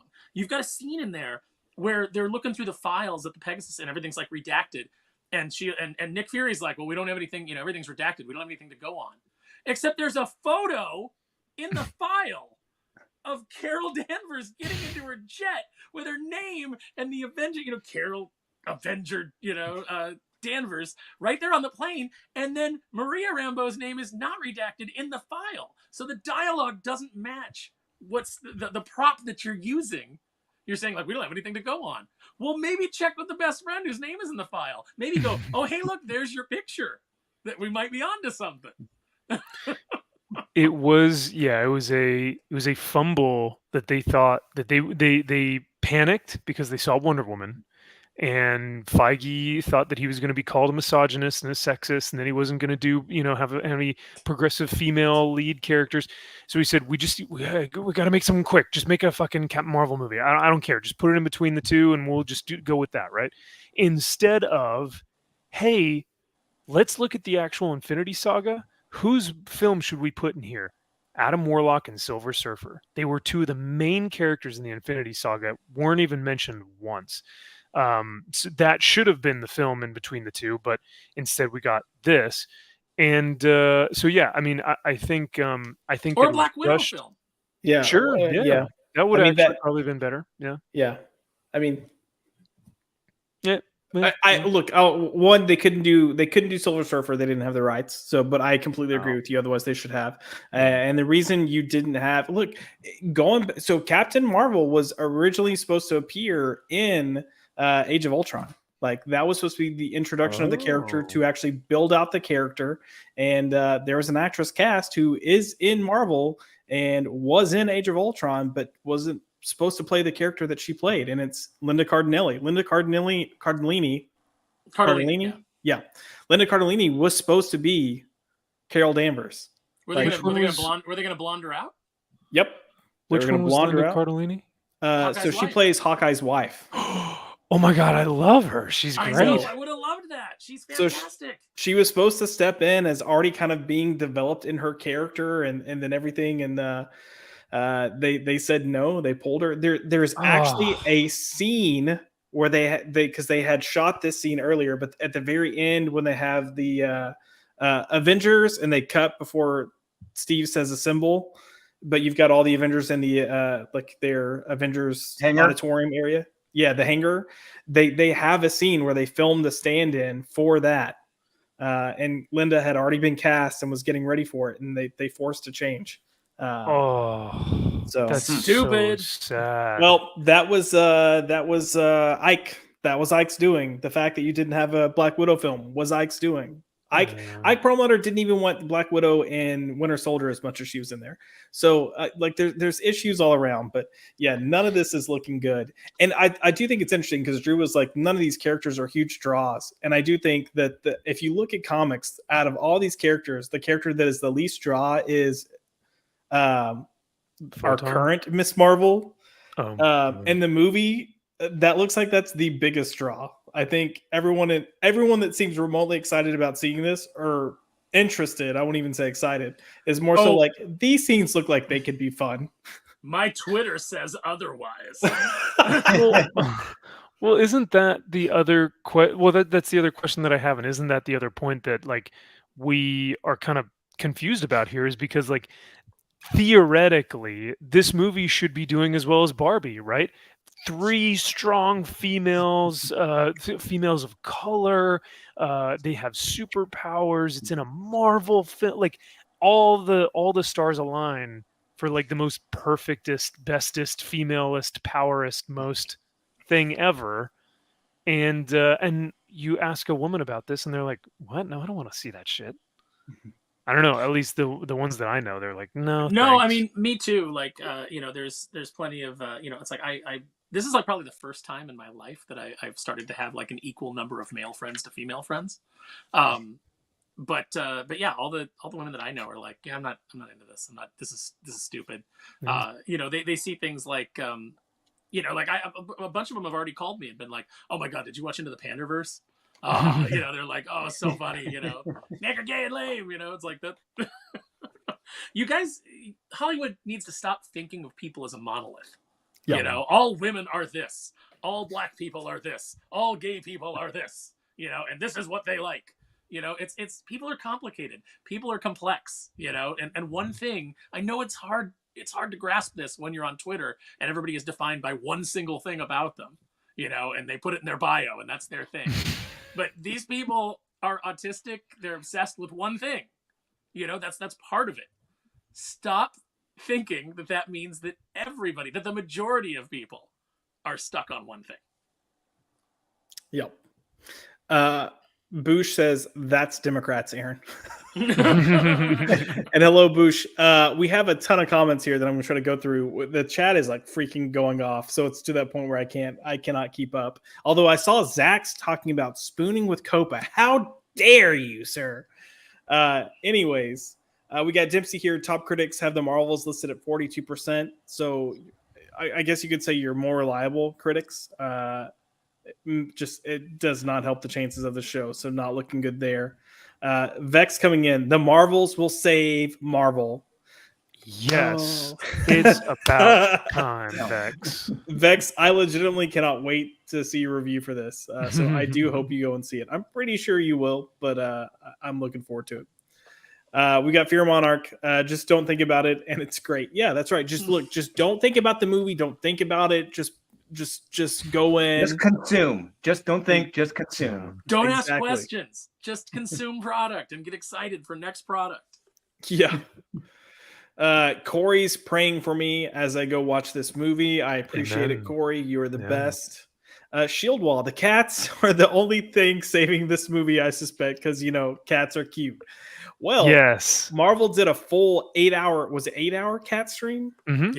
Yeah. They one of their marketing pitches was to do a full 8-hour cat stream. And if you want to get some fun clips of this, again, go check out Sunday's episode of Max's Man Cave because we had a great time. I think they missed an opportunity to call this movie Cat Pan Marvel and just draw in all the cat ladies. That I'm sure someone somewhere will pull that out for a Marvel variant cover. Oh, they already did Cats as variant covers. They've done Marvel's done this already. Yeah. Yes. We were looking through solicitations a couple months ago. They did it. It's not terrible. Just that, they did that about 3 or 4 years ago too. Just like back comic strip covers with cats on it. How many hundreds of millions of dollars must Hollywood lose before they accept the simple premise that you don't get to decide who your audience is? You put out a product and it finds an audience. That's a very good point. That's very philosophical. I like that a lot. So when you go and you try to engineer these things, you try to make Star Wars appeal to girls. And then you're like, why don't boys like Star Wars anymore? Because you tried to alter the formula. Just there were plenty of girls that liked Star Wars as it was. Mm-hmm. By trying to make it appeal to girls that it doesn't appeal to, it still doesn't appeal to them. And now you've lost the girls that liked it and the boys that liked it the way that it was. Stop doing that. Isn't that the audience you have? Isn't that interesting that by trying to make something more female friendly and to gear it more towards women, it lost women and men, as opposed to when something is more geared towards a male audience, a masculine audience, both women and men are attracted to it. The majority of women like masculinity. I don't know how to break that to you. That's how we have so many people on the planet. Most women like men. Well, Boosh is coming in with Josh is basically a woman, so I'll take advantage of that to speak for all women across the world. And yes, you are correct. Thank you for speaking for women, Josh. That's right. Their voices aren't heard.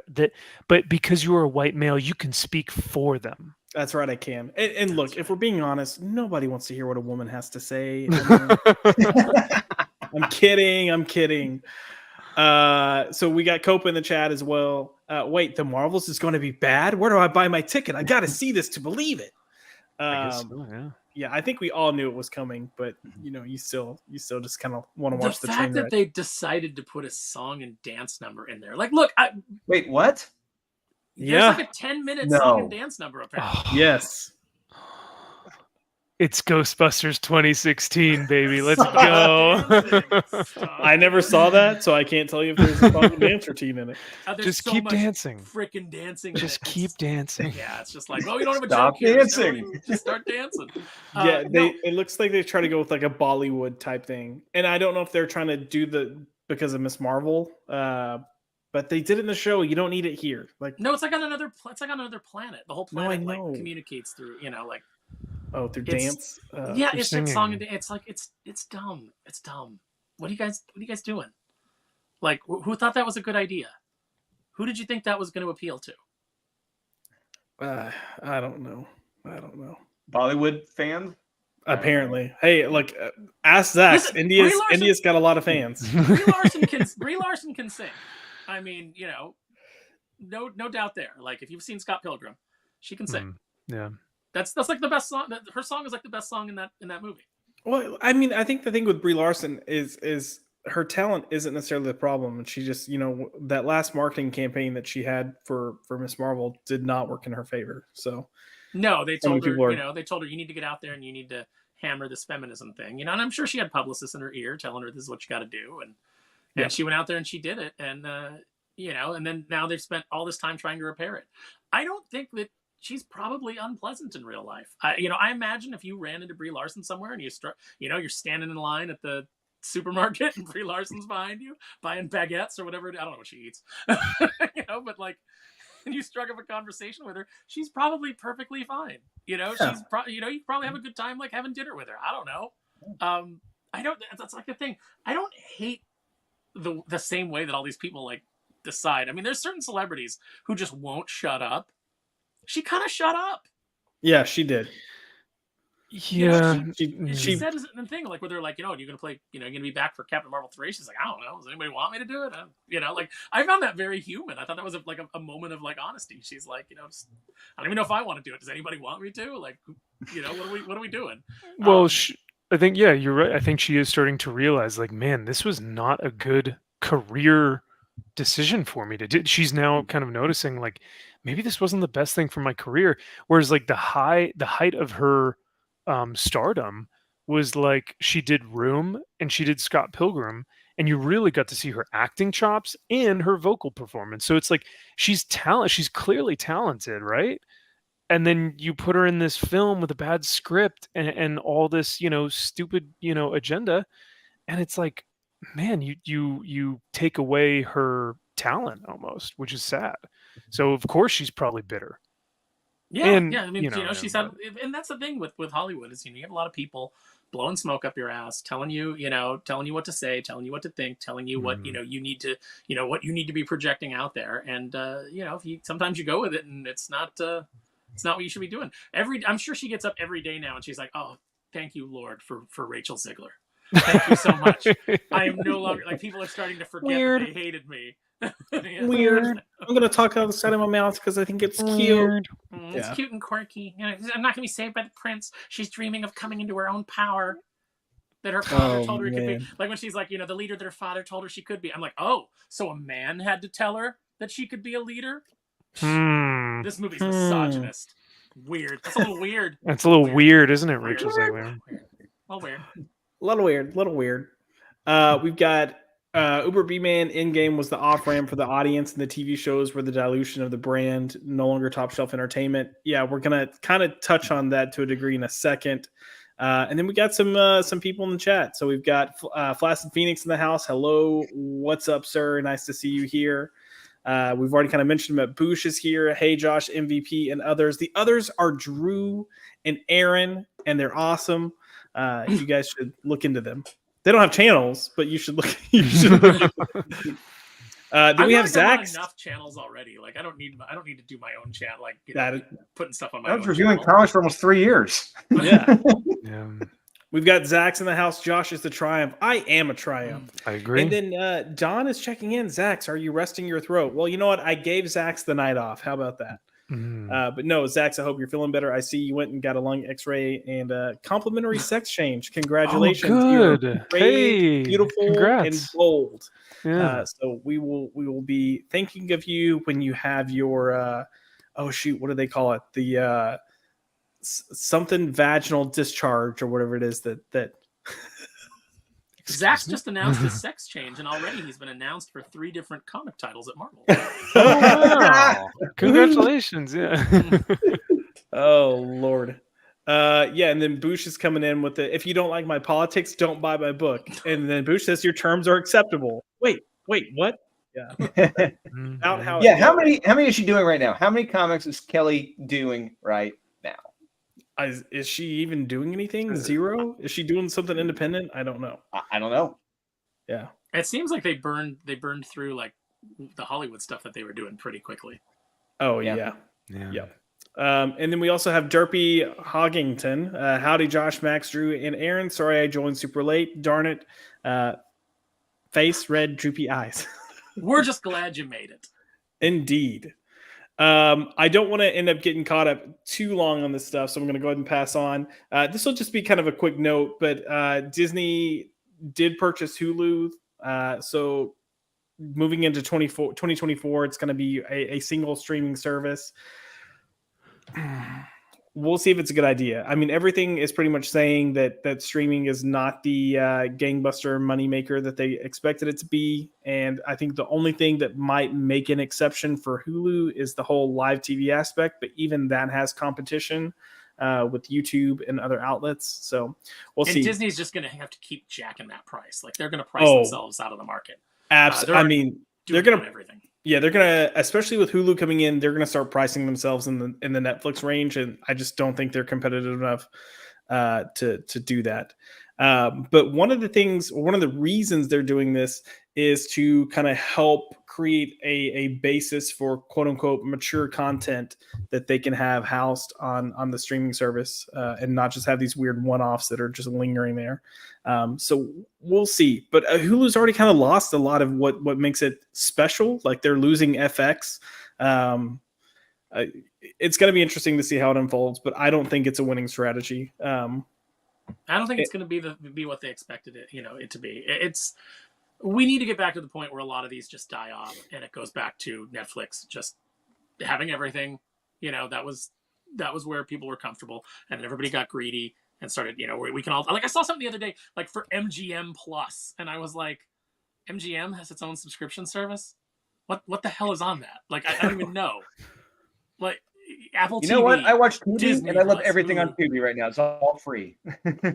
Yeah, and it's like, if you're gonna hit me with ads, then your service is free. So I'll watch Freeview, because if I'm gonna have to deal with ads anyway, like, it pisses me off now. You watch something on HBO Max, and right in the middle of a movie, they'll interrupt it with commercials. That's brutal. Yeah, it's like, I'm not paying for that. I canceled it. I'm like, I'm not paying for this. If you give me advertising, then the service is free. That's the way that it works. Mm-hmm. Yep. I agreed. Zax is coming in. Nobody gives a fuck about Photon at all. I don't know if Tiana Parrish is a good enough actress to make people care. Oh, that credit scene is a brilliant moment of acting. Mom. It's the meme. It's the guy, like, just it is. Like, it's like, you're my son, and he's like, like, that's what that scene is. And then Kelsey Grammer's just awkward. Now, let me ask you. I think I asked this in the chat, or I definitely asked it on Twitter. I said, that whole scene seems like it was shot with somebody just being a regular doctor in the room. And then they took the scene and they were like, we're desperate, we got to do something. And they crammed in CG Kelsey Grammer and CG background, and then just had him come in and do the voice. Because Beast is obviously CG. It's not Kelsey Grammer. Yeah, for sure. But obviously, to its credit, it looks like comic book Beast. It looks way He's more got accurate the to the comics. teeth. Oh yeah, it looks good. Yeah. He looks good. It's just not worth seeing the movie over, and it's not worth getting excited about, because they're going to ruin X-Men like they've ruined everything. They don't know what they're doing anymore. Spoiler alerts for anyone that didn't want to know that. No one gives two. Come on. No one cares. I feel like I have to say it. God. No one in this audience, no one in our audience is coming. It was leaked a month I'm ago. coming, but for You're different going to reasons. Marvels. Nobody cares. But the interesting thing, I need to go back and rewatch that scene. So spoilers, if you guys don't want to be spoiled, there is a scene that I need to go rewatch, it's already leaked. It's the end credits scene. But if either one of them react to that doctor being like, what the hell? Then maybe they meant it to be Beast. But if they just react to the doctor like it's just a normal person, you're 100% right, Aaron. Because if I see a big blue furry Beast person as my doctor, I'm probably going to think that's a little odd. But you're going to be like Logan in Days of Future Past when he has that moment where he comes out of it. He's like, "What the hell is that?" During the peace signing. You're gonna be like that. Yeah, but I think I'm fairly certain, Max, you're right. Like, she just acts completely neutral. I think you go back and watch it. I don't think there's a reaction at all. And then, like, who do you think you're going to excite by revealing? I think the big reveal was that, well, in this universe, her Maria Rambeau is binary. A character that nobody outside of the comic fans knows. No one knows. Costume looks dumb as hell. Lashana Lynch looks stupid. I said to you guys in the chat, I said, like, her eyebrows are thicker and hairier than Hank McCoy.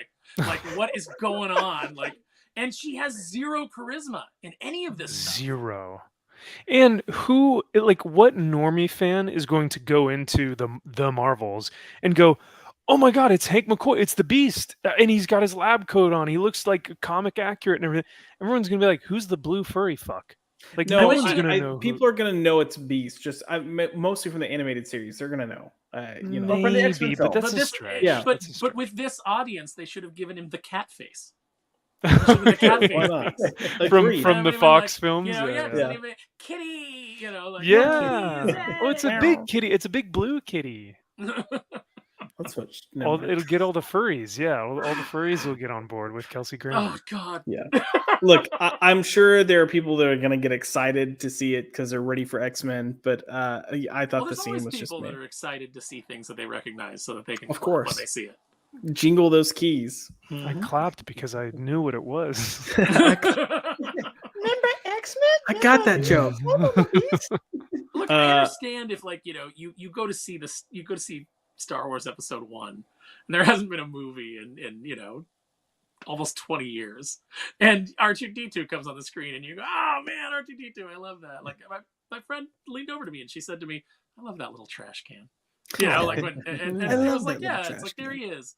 Or you see Chewbacca and you're like, there's my buddy. But it's like how this wasn't even that long ago. No. Shawal put they lose over 1 million subs and then raise their prices. I mean, that's pretty much on point. Zax, on my new streaming service, I insert boobs instead of ads. That might be a successful Stunning business and brave adventure. I love it. Brilliant. That's super empowering too, Zax. That's awesome. I love it. Do we include, are moobs included in boobs? I'm asking for a friend. Is that inclusive enough? Yeah, what film are they watching? Well, watching Roadhouse, right? With some moobs. Roadhouse. Nice. And then Zax, that may actually work. Indeed, it might actually work. I'm going to go ahead and move on. I want to quickly try to get through these next things. Marvel Spotlight, mature content. It's also supposed to be the stuff that's not important to the main arcing storylines. So Echo is going to be the first thing in Marvel Spotlight. So pretty much Marvel's saying like, "Hey, you don't actually have to watch this." That's an interesting marketing technique. Good strategy. I mean, it hasn't worked out for them to say like you have to watch everything. No, it hasn't. What do you do at that point? Imagine being on Marvel Spotlight, because then you're like, "Oh, it was a PG-rated film, so that just means they don't think it's important." Like, why am I? Yeah, and plus, if you're on Spotlight for mature content, I don't. It's just that sounds like a really dumb idea. I'm sorry. No, do you think they're still going to move forward with making Armor Wars at all, but making it a movie? I don't know, because the rumor's already that oh shoot, what's the? That they're bringing back Robert Downey Jr.? No, well, I mean, that's already kind of been talked about for a while now for Secret Wars, but why can't I think the film, their version of Suicide Squad? Oh, Thunderbolts. Mm-hmm. There's already talk that Thunderbolts might be getting scrapped, and Thunderbolts is supposed to play heavily into Armor Wars as well. Why don't you just make it one movie? Just combine it into one thing. Agreed. But I think Iron Wars is supposed to also be like another kind of Hulk play, because they're kind of building up the Hulk characters, and it's a mess. I don't even want to think about it. I'm hoping they scrap a lot of these ideas and move on. Just stop. Just end. Like, you should have just rebooted after Endgame. This has all been like the fact that you thought you could keep it going without Captain America, without Iron Man, without Thor. And they're like, we got X-Men, we got Fantastic Four. Outside of seeing them interact with the Avengers that we've already seen, until I see Robert Downey Jr. and Wolverine on screen together, whoever they cast, I say maybe Scott Eastwood, although he's probably too tall. Doc will be upset, but you know what? Just make him shorter in post. But aside from seeing those characters together, I don't care. I don't want to see a Disney version of the X-Men. It's going to suck. I don't trust the company anymore. I don't trust them to make something good. I think they've lost it. I don't think they understand how to do it anymore. Yeah. No, and you're absolutely right. That should be the response to all of this. Stop. If anyone comes up and in the in the writer's room, or when they're talking about their next product, someone just needs to go in there and be like, stop, enough, let it go, and then be like, but what about, no, stop. Just nope. And I think because at this point, it's a great, like you said, Aaron, it needs a break. Everyone needs a break. And in order for this to come back stronger, it's going to need some breathing room. But sorry, and spending $25 million on an episode? No, not anymore. No mas. No. Guys, you say that. However, Zax can't wait for season 2 of She-Hulk. I saw cosplayer Angie Griffin post some pictures of herself as She-Hulk, and I was like, man, I wish that was the show we got. I've seen Rachie cosplay as She-Hulk. I would have never seen that. And Zach said, I can't wait for season 2 of She-Hulk. Remind me again, what's wrong? Oh, he's got his throat is sore. Why is his throat so sore? He's been smoking that dick. Yeah.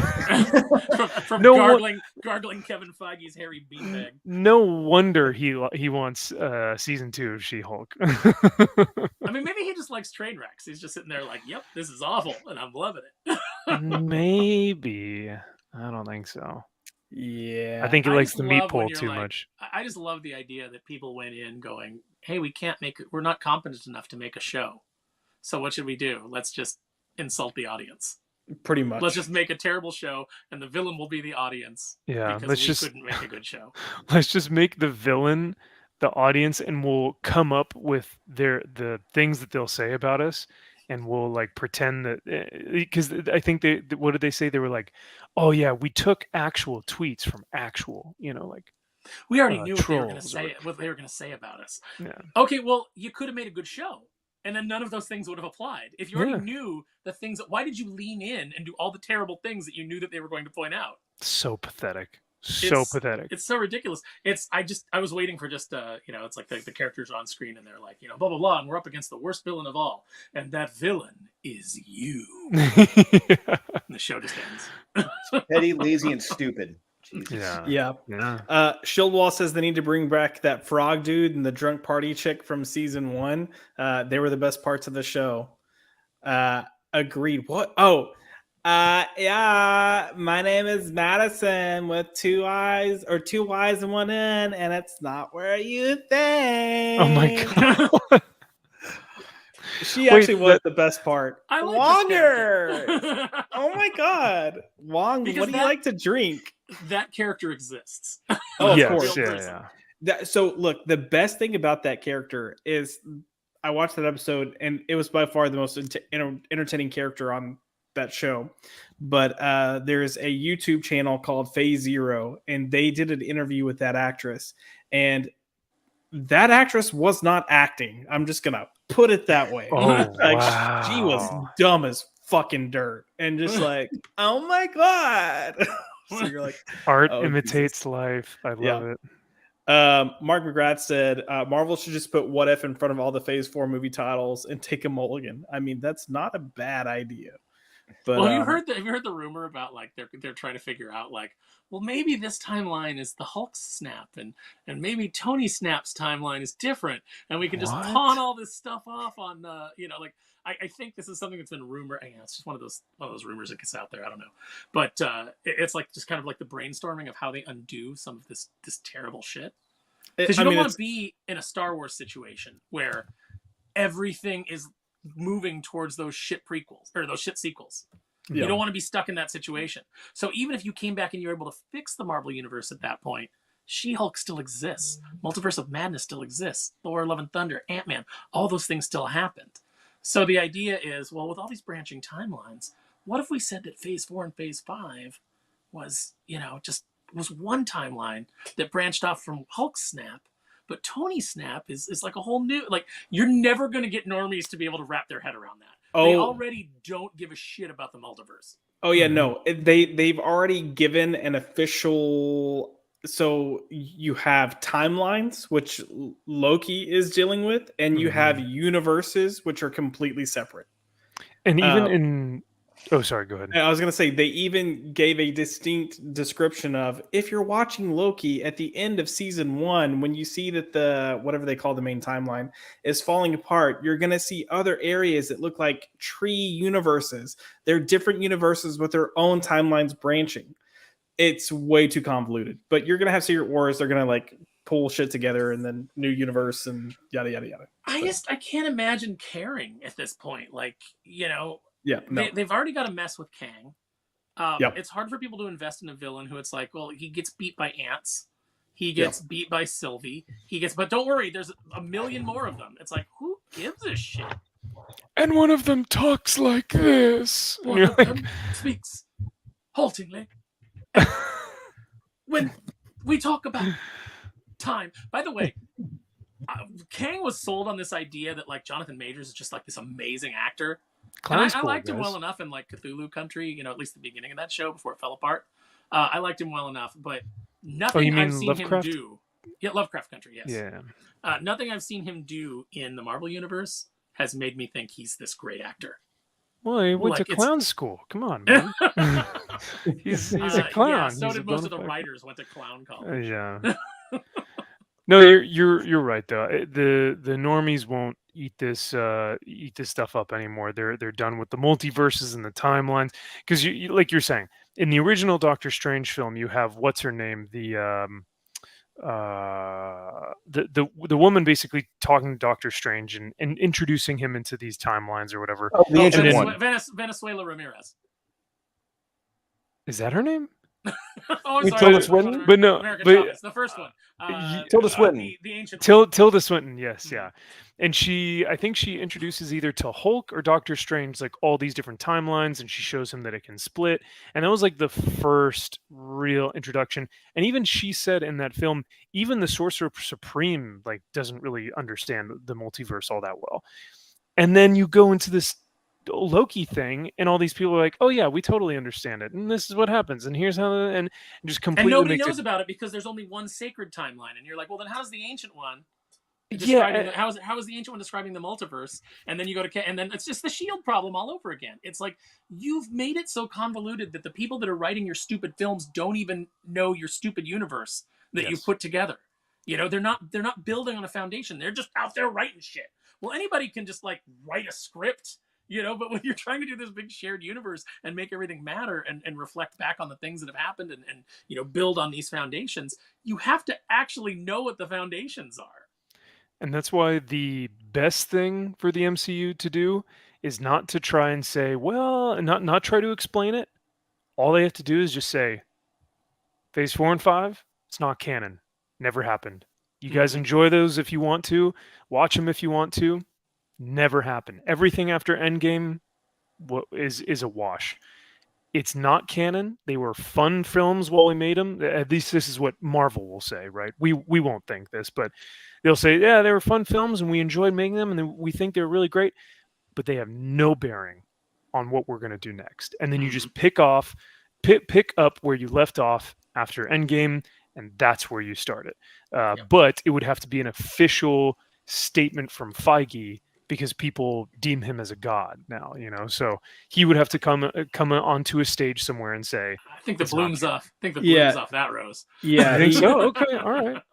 I hope so. I mean, people need to start realizing, like, it's like him, Filoni, all these people that like, these are the people that are, the masterminds.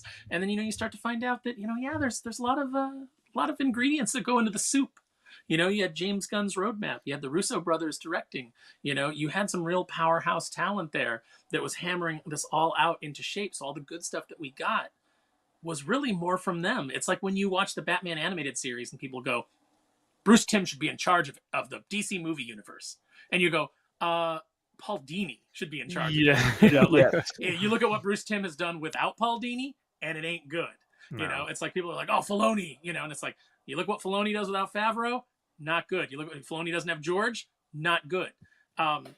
People need, it's like Vince Russo going to WCW.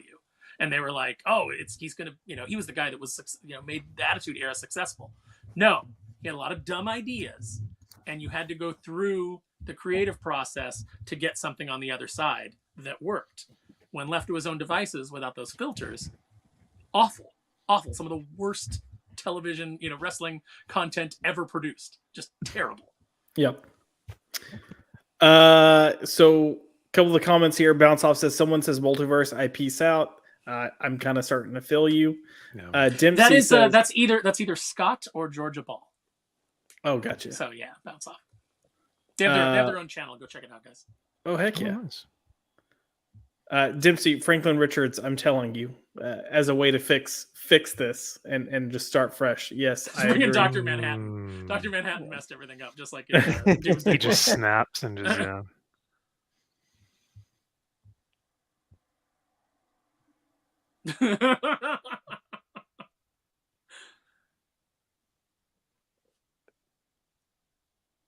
Uh-oh. Am I not hearing Josh? Am I the only one? No, we lost Josh. We lost you. Yeah. Okay. Where does Shang-Chi fit into all this? Number one, who cares? Yeah. Imagine an R-rated Shang-Chi movie with a different lead. Yes, please. That is more the raid and less the never-ending story. I said that Henry Golding should have been Shang-Chi instead of being in that terrible Snake Eyes movie, and Simu Liu should have been on Shutterstock. And the blueprint for Shang-Chi is Doug Monk and Paul Gulacy. Go read that stuff. Boom. There you go. That's your Shang-Chi Master of Kung Fu story.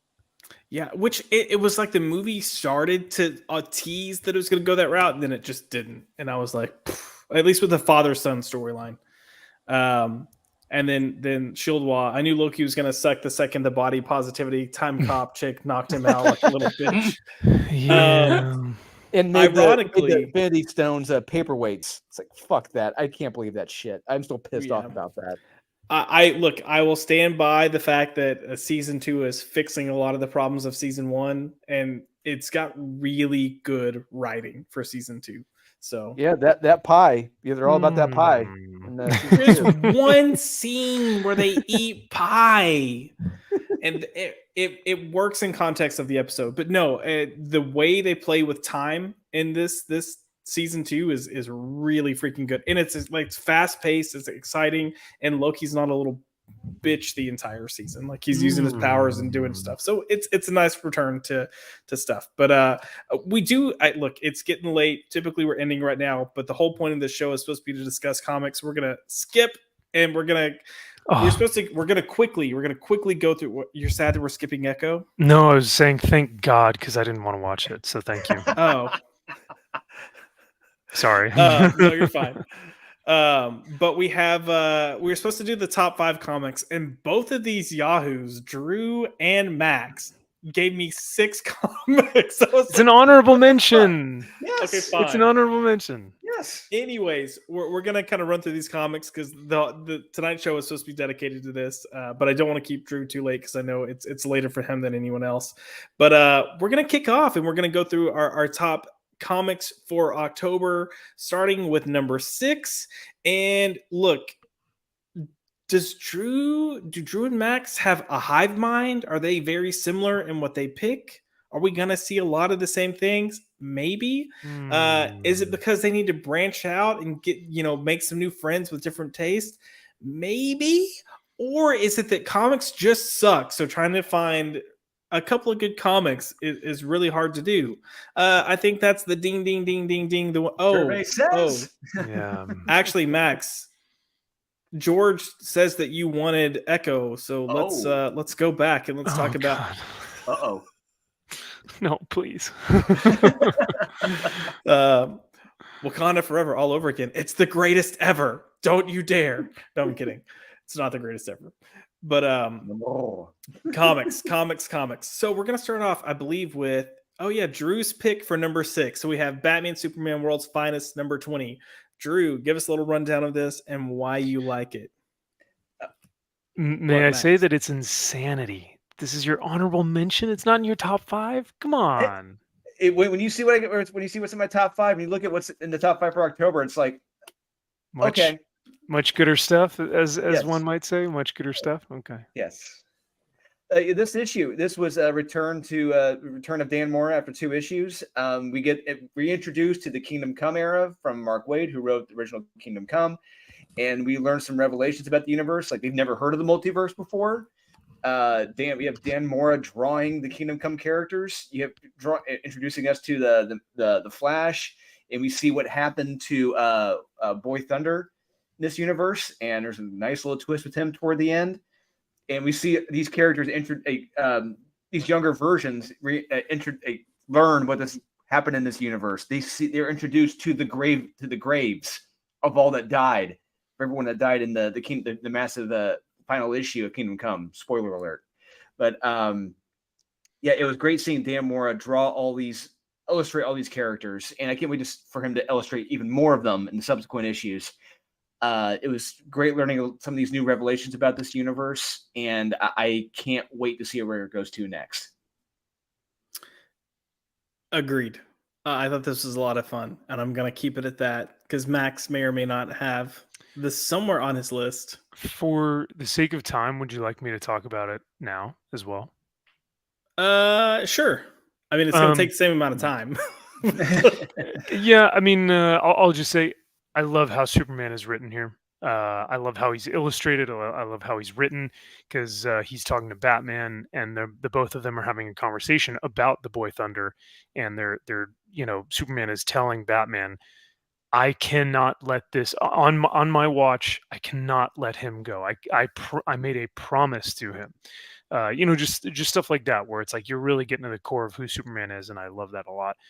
The fact that this is tying into Kingdom Come from the original author and writer of the original Kingdom Come, which is arguably one of the best DC stories of all time.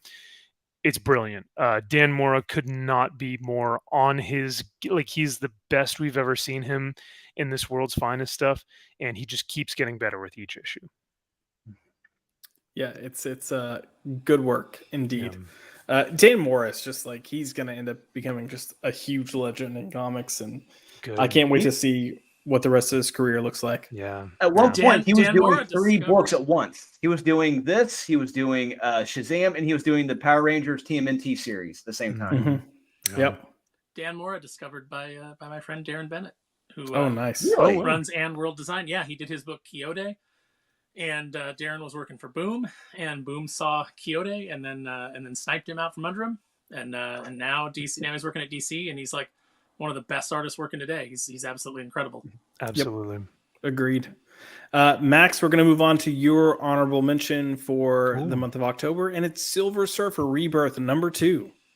Yeah, this was fun. I know Aaron's not a huge fan of Ron Mars, and I know a lot of other people do not like him because of his presence on Twitter, and I respect that. I totally understand because I have not personally seen it, but I think that's why I tend to like the book more so, because if I knew the type of presence that he had on social media, I might not probably be praising it as much. But I will say, just objectively, this is a lot of fun. It's not going to be the next Watchmen or the next Kingdom Come or the next, whatever, Dark Knight Returns. This is just 2 guys, Ron Mars and Ron Lim, who have written Silver Surfer before. They know his character. They know how to write these fun kind of 90s setting books. You get Adam Warlock, you get Mephisto, you get the Black Silver Surfer that was introduced in Donny Cates' book, which is the Exalted, or not the Exalted one. Remind me, Drew, do you remember? Chat, help me out. It was something to the effect of Silver Surfer had been cast out and he'd become this kind of Black Surfer, but he was still... Yeah. But it was something, he was called something, and I forget what his actual name was. Was it the Fallen one? The Fallen one. Thank you very much. And he's still worthy enough, though, to carry Thor's hammer. So you get a little tussle between Silver Surfer Black or, and another character. So it's just a ton of fun. The artwork is very good, even though it is a little bit more digital, not as, pen and pencil and ink. It is more digital, but still, with Ron Lim doing the art, it still has that classic feel to it. So it's just a lot of fun, but was kind of eked out of my top 5 because of the other much more gooder stuff. Love Ron Lim so much. I wish I could support this book just because of Ron Lim. You give me a Surfer book where Jim Starlin's writing and Ron Lim's doing the art, I'm all in. But there you go. But yeah, I just can't bring myself to buy anything by Ron Mars because he's just such an asshole. Yeah. And that's fair. Like I said, I totally understand that. No. So Max, we have a question. Is Squirrel is your number one Squirrel Girl? Are we getting there? Shield Wall, you may have already answered your own question, my friend. Oh no. So, no. We'll have to wait and see. I guess so. We do have Eric Breen in the house. Hello, Breen. What's up, brother? I need to partner with you and Joe and throw a character down and get y'all back in so we can do another stream together looking at some classic comics. And Aaron Sparrow, when is the tree going up? That's a great question, Eric. Yeah. I've been forbidden from putting the tree up until after Thanksgiving. So I have to actually wait until. Normally, I'm like second week of November. Time for the tree to go up. Time for the lights to go up. But so far, all I've put up is lights. So yeah. Speaking of Christmas decorations, hold on. I didn't mean to do that, but I meant to just move me all the way to the bottom, bro. Max, what is that behind you? You guys like my stocking? Yeah, check it out. It's like my little lumberjack stocking. Oh, I like it. And then I've got some tinsel up here running along the thing, and then Venom has his little Santa Claus hat on. Oh, there you go. Yeah. So Totes Dorbs. Totes Dorbs. Totes Dorbs, indeed, as they say. We do have Dempsey coming in. The fact that Silver Surfer is in danger against Adam Warlock says a lot about both of them. Too bad the MCU could never do anything that cool. I liked Will Poulter's performance well enough for what it was in Guardians 3. Yeah. But when they announced him as Adam Warlock, I was like, ugh. And because I knew we weren't going to be getting a Warlock, actual Adam Warlock. Yeah, anything like I wanted him to be. And also, Will Poulter always looks to me like he smells like something bad. Like, he's kind of like this. Yeah. He's just got the face where he's always like, like, yeah. It smells like cabbage in here. And what is that, cabbage? Is that cabbage? And Zax has a question pertaining to Silver Surfer Black, but he wants to know, when he went black, did he come back? When he went black, I didn't come back. Well, so do you guys remember when Chuck Austin had She-Hulk bang Juggernaut? Do you guys remember that? Yes. Oh my God, once you go Juggernaut, you are physically unable to come back. Wait, but was it Psylocke that was with Blob? Yes. Ooh. In the Krakoa era. Yeah. Oh, of course it was Krakoa. Krakoa is something that should exist in a pocket timeline that doesn't. Where everything goes to die. Yeah. Well, actually, everything that happened post Hickman's Secret Wars should be shunted off into they should that.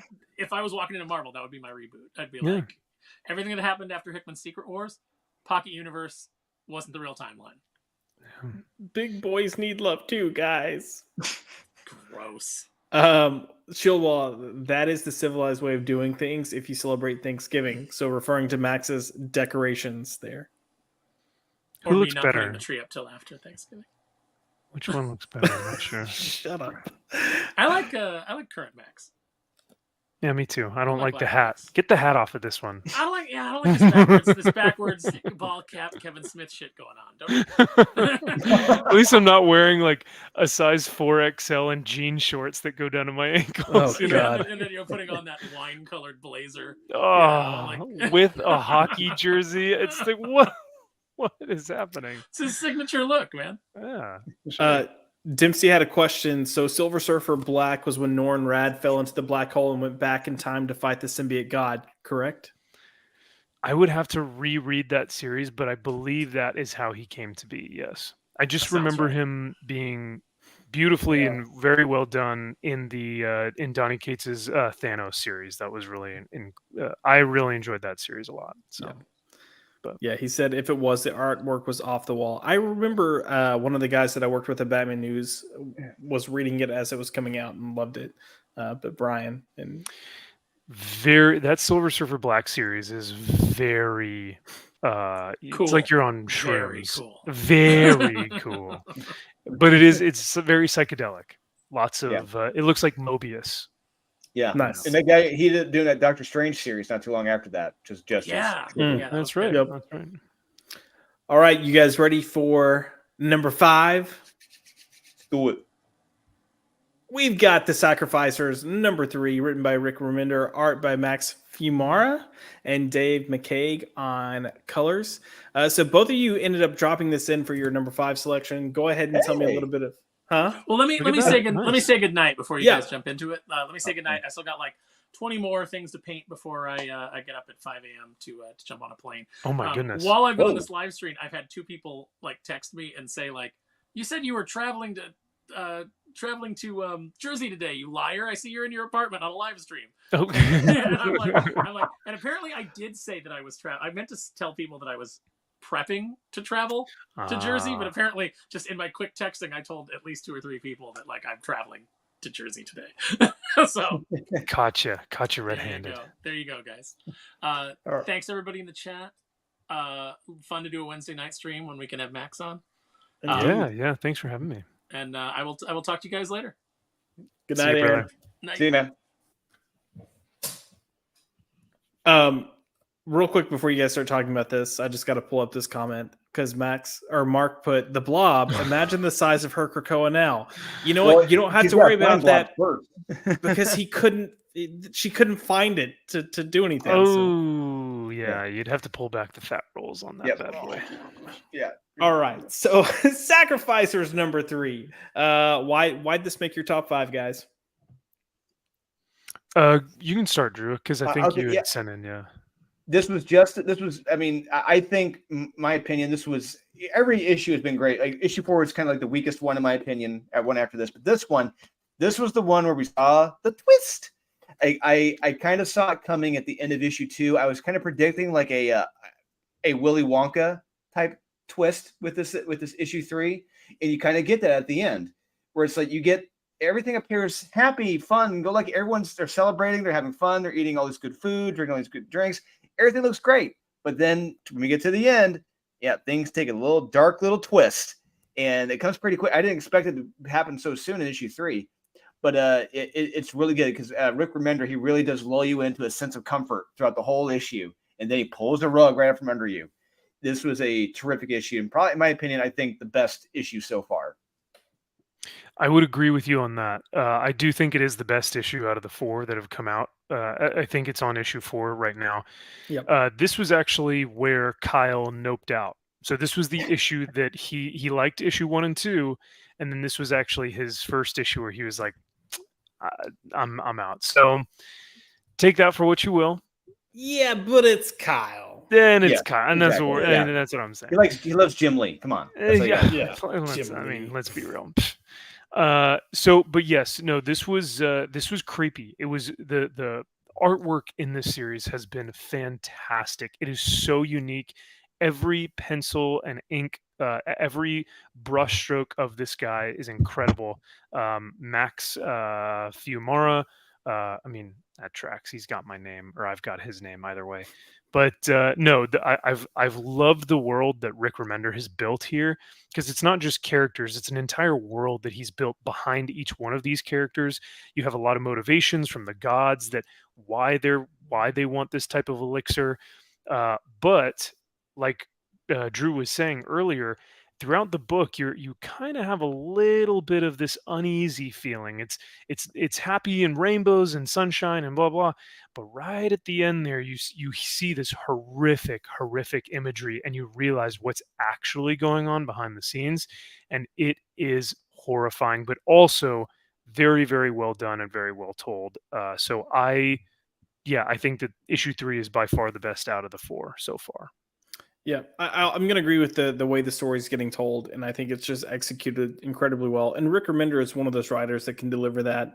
He is hit or miss for me, but when he's on his game, he's on his game for sure. Yeah. And I've mentioned this before too, but this is one of those books that if you look at it, your initial thought might be like, I don't know if this is for me, just because it looks so unique and it's different, and it's a bunch of bird people, and even the colors, it's got like a fantasy type look to it at times, and it's just strange.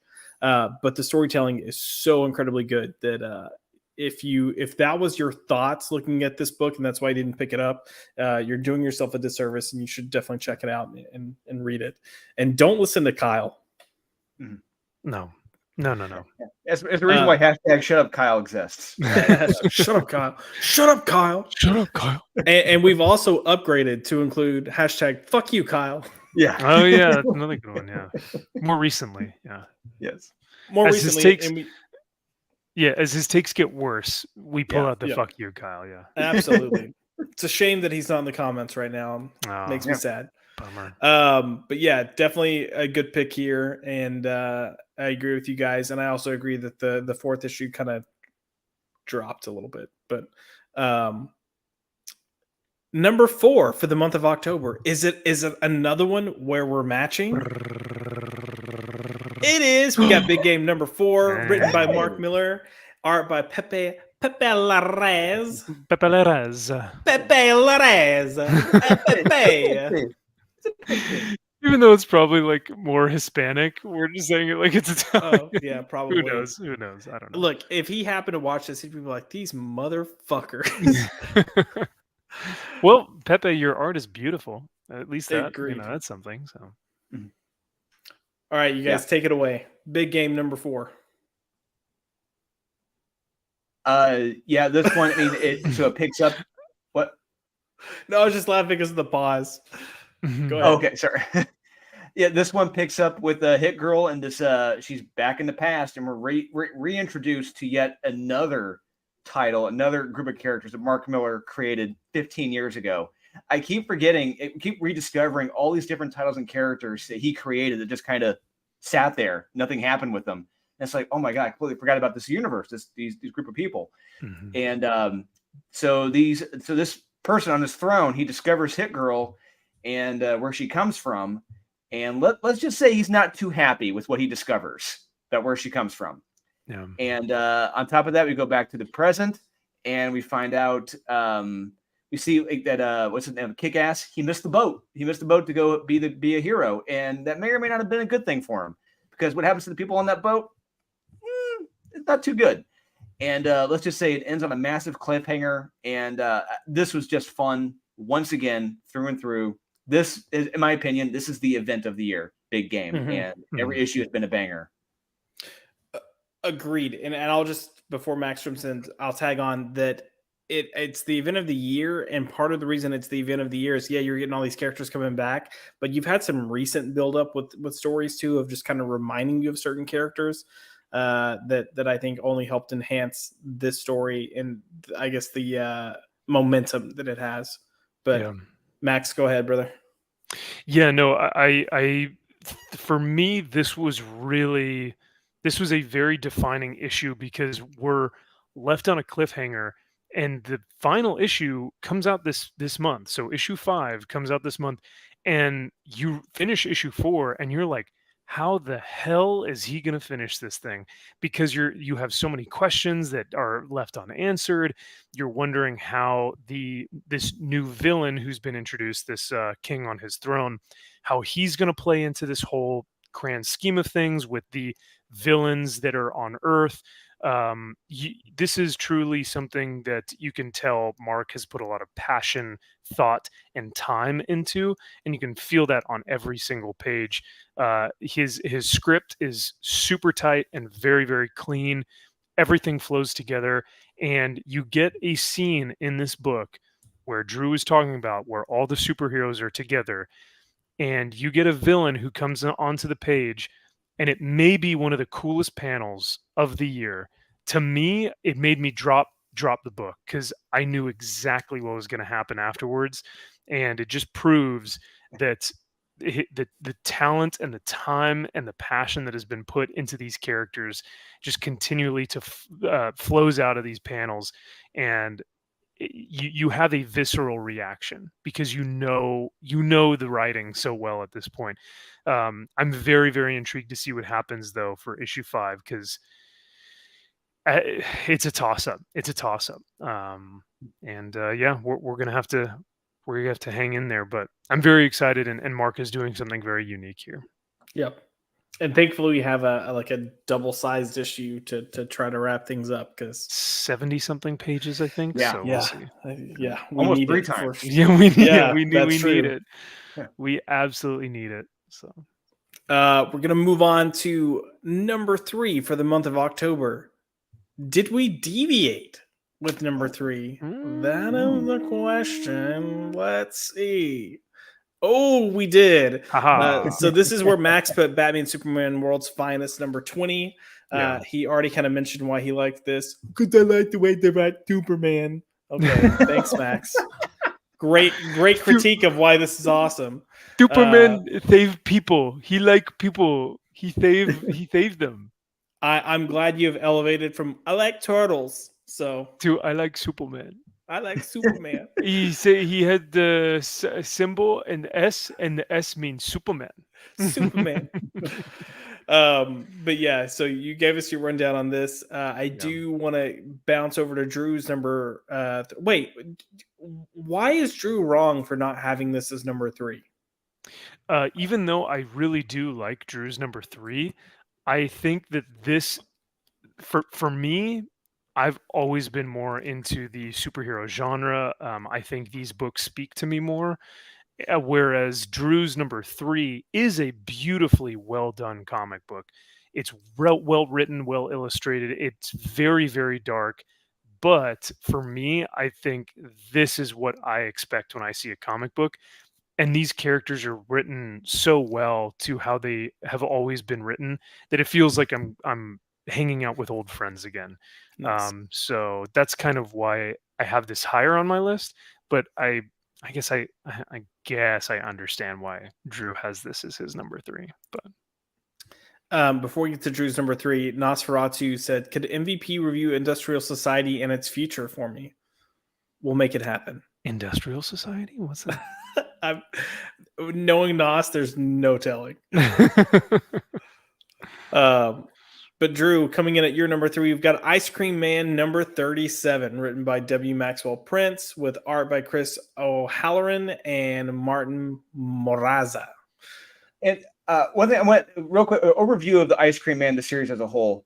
What makes it one of the main things that makes it special is that it's an anthology series. Mm-hmm. But secondly, you never know what you're going to get. That's what I love about Ice Cream Man. Yeah. Every issue is so damn different from the other one, and that's what kind of leaves me, loving it, because I don't know what's going to happen, but I always find myself enjoying that. And because I always, with the page turn, I'm on my toes now with every issue because I don't know what's going to happen in the next page. Is it going to be something horrific? Is it going to be something terrifying? Is it going to be something scary? I'm sorry, funny, goofy? I don't know. But with this issue in particular, this is a very interesting issue because it follows a brother and sister. Their brother has killed himself, and he was a famous cartoonist. He had this series called the Flight of the Figgly Bumps, and it turned out he was very wealthy, very successful. He was dating two women at the same time. But he committed suicide, and they're throughout the issue they're trying to figure out why he would do this. And when you read this issue in particular, it shows his Figgly Bumps, these lovely characters, as they're going through this war, this Vietnam type war scenario, and it really kind of explores how, even though a creator, they on the surface they may appear happy, having success, maybe loving life. But under the surface, there may be an amount of depression there. I mean, what I brought up on Wes's channel, Thinking Critical, is that I said, look at Robin Williams, one of the funniest men on the planet, but he was secretly suffering from depression. And you kind of see that here. Someone who may be be successful, he may be struggling on the inside. And it really does show in this, that this comic was kind of him, that creator, letting out that he was struggling. And I like stuff like that, and I really do enjoy it. And I really think people need to check this out, because this is a very different flavor. You never know what you're going to get, and I think that's what makes this comic book special. And it's been consistently good, like all 37 issues. Most. Yeah, I mean, like there are some low points, but I don't remember there ever being anything that was like just god awful bad. No. Yeah. That's a good point. Yeah, because sometimes you'll have, like, Drew, I know you've been reading that Poison Ivy series, and there's been way more misses, and misses in terms of, like, it's awful. But then when it's good, it hits really well, and it's actually a strong issue. But for the most part, even Ice Cream Man at its worst is better than most all other comics at their best. So it is very dark though, and the themes that it covers, I love, because it is dark and it takes you to places that you're not ready to go sometimes. So and it creates good discussion. Yeah. Yes. They're not afraid to tackle some heavier themes, and I appreciate that. And the reason I brought up the fact that it's been so consistently good is I feel like it's easier to get consistency, with some solid issues when you have an overarching story or a long story arc, because you can kind of build momentum. The fact that you're kind of coming in with each issue and you're getting new stories pretty much every single month that are different from one another, I feel like that's a lot harder to stay consistent with. So just an incredible feat across the board. And this is another one of those books that, based on looking at it, you'd probably go like, what the fuck's this? It's not for me, but it's one of those that's just so good that you should read it and give it a shot. We're going to move on. Oh, go ahead. Nothing. Oh, okay. Sorry. I thought someone wanted to say something. We're going to move on to number 2, and let's see if the hive mind realigns for this. And it does. It did. Oh, interesting. I thought Max was going to have this as his number 1. If Me I'm too. being completely honest. When I saw that it was his number 2, I was a little shocked. But we got Transformers number 1 by Daniel Warren Johnson. Max isn't a fan of him or anything, so don't worry. He won't fangirl at all. But it's take written. It or leave it in. Yeah. Like Jim written, Lee. Written by Daniel, art by Daniel, colors by Mike Spicer. And it's the launch of a new series with the Transformers under a different publisher. So they're under Skybound, right? Yeah. Skybound now, which is Kirkman's kind of overseeing. So Max, I'm gonna let you kind of gush over this a little bit. Go ahead and cream your pants talking about your boy. Oh, I've already creamed. It's all good, but thank you. I'm now having my post cigarette. Round 2. No, this is fantastic. What's really interesting is that I think most people will say, Daniel Warren Johnson, isn't he the guy who did Do a Power Bomb and Extremity and Beta Ray Bill and all that stuff? His artwork is geared towards these things that tend to be more fluid. How can he possibly do Transformers? And yet he still is he's a professional. He's an absolute professional, and his creativity doesn't really have any bounds at this point, because he's proven that he can be, that he's shown that he can do multiple different iterations of all these different characters. And even in his commissions, I have a commission of Wolverine that he did for me, and even that is like beyond words. So his art to me just speaks to such a large and broad audience. It appeals to so many different people, and he's such a kind individual that you can really feel it through his artwork. And so surprisingly, he makes it work with Transformers. And not only does he make it work, but he actually elevates it to a whole nother level where, you see Transformers doing wrestling moves on each other to fight. You're seeing Optimus Prime doing a freaking power bomb or doing a freaking suplex. Who doesn't want to see their Transformers doing suplexes? It's a lot of fun, and that's what you're going to have in this issue. I thought it was very well paced. Though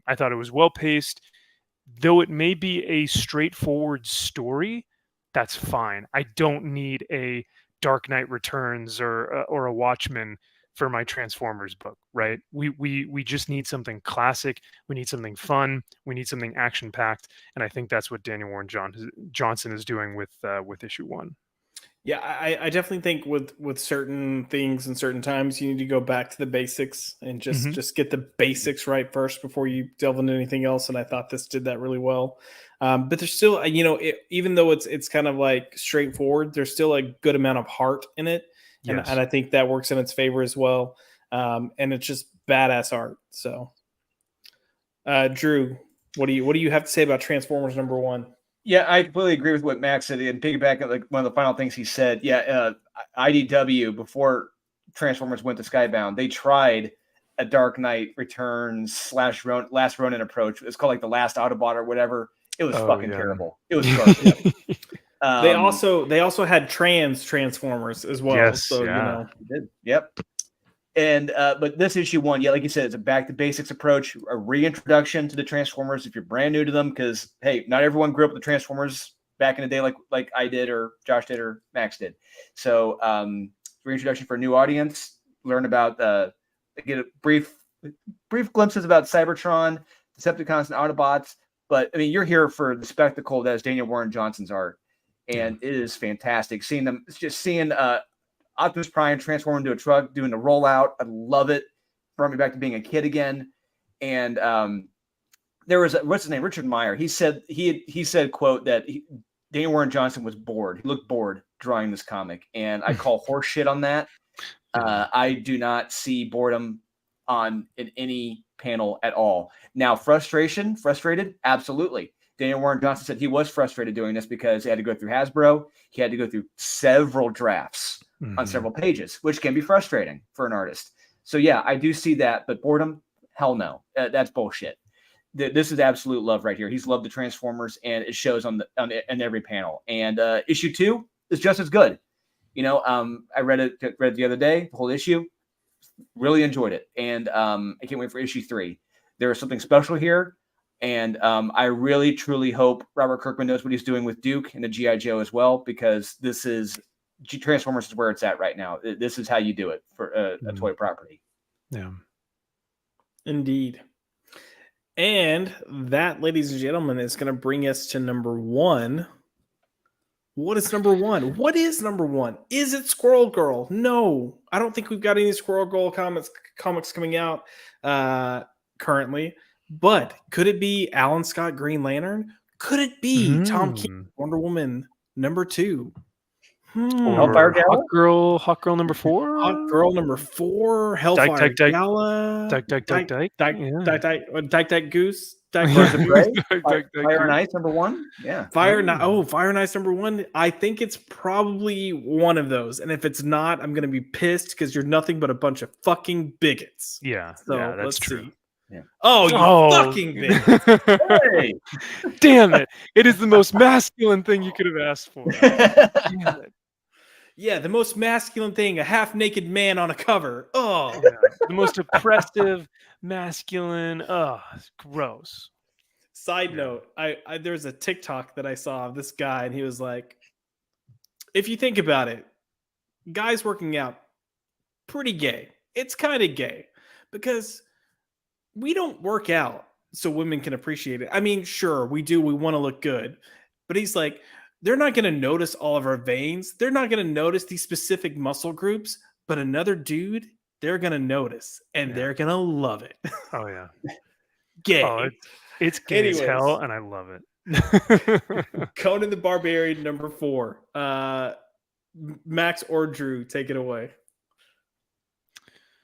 I will say actually, let me just first say, Drew, I totally forgot that you had put your list in our group text message thread, because I would have at least tried to change it up a little bit, but because I thought the Transformers was going to be in your number 1, because Conan is already my number 1 for a lot of lists, but yeah. The reason why Conan number 4 is my number 1 is because this is the 4th issue, and every single issue has been a banger. Yeah. And that is in today's climate in comics, that is so damn rare to get. Dude, especially with Conan and Jim Zub. And this one, it was fantastic. The art, beautiful. The dialogue, beautiful. This is 100% pure Conan. This is what everyone should want from a Conan comic or a Conan story. And I can't wait. I know I've brought it up before. I want to see the black and whites of these pages. I want a black and white collection of these because they are beautiful. And I'll let Max go from there. Yeah, no, the book it feels like it's ripped right out of the timeline of the 70s and 80s Savage Sword of Conan magazines. Like the artwork from oh no, I'm blanking on his name. Roberto de la Torre. De la Torre, yeah. He is embodying the essence of John Buscema, and is just fully embracing that type of fantasy, sword and sorcery artwork and storytelling. And that's the beautiful thing, is that the artwork isn't just, oh, it's really articulate, or it's very skillful.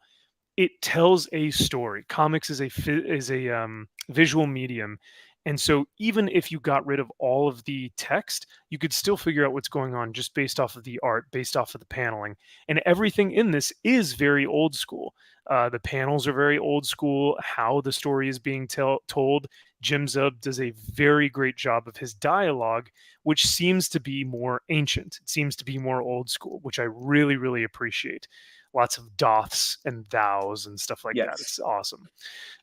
And so because of that, like you said, Drew, this has been going on for 4 issues now, where it doesn't feel like it's taken a misstep, or it doesn't feel like it's skipped a beat, or it's jumped the shark, or it's, fallen at all. If anything, it just builds on itself. And that is very, very rare in today's climate.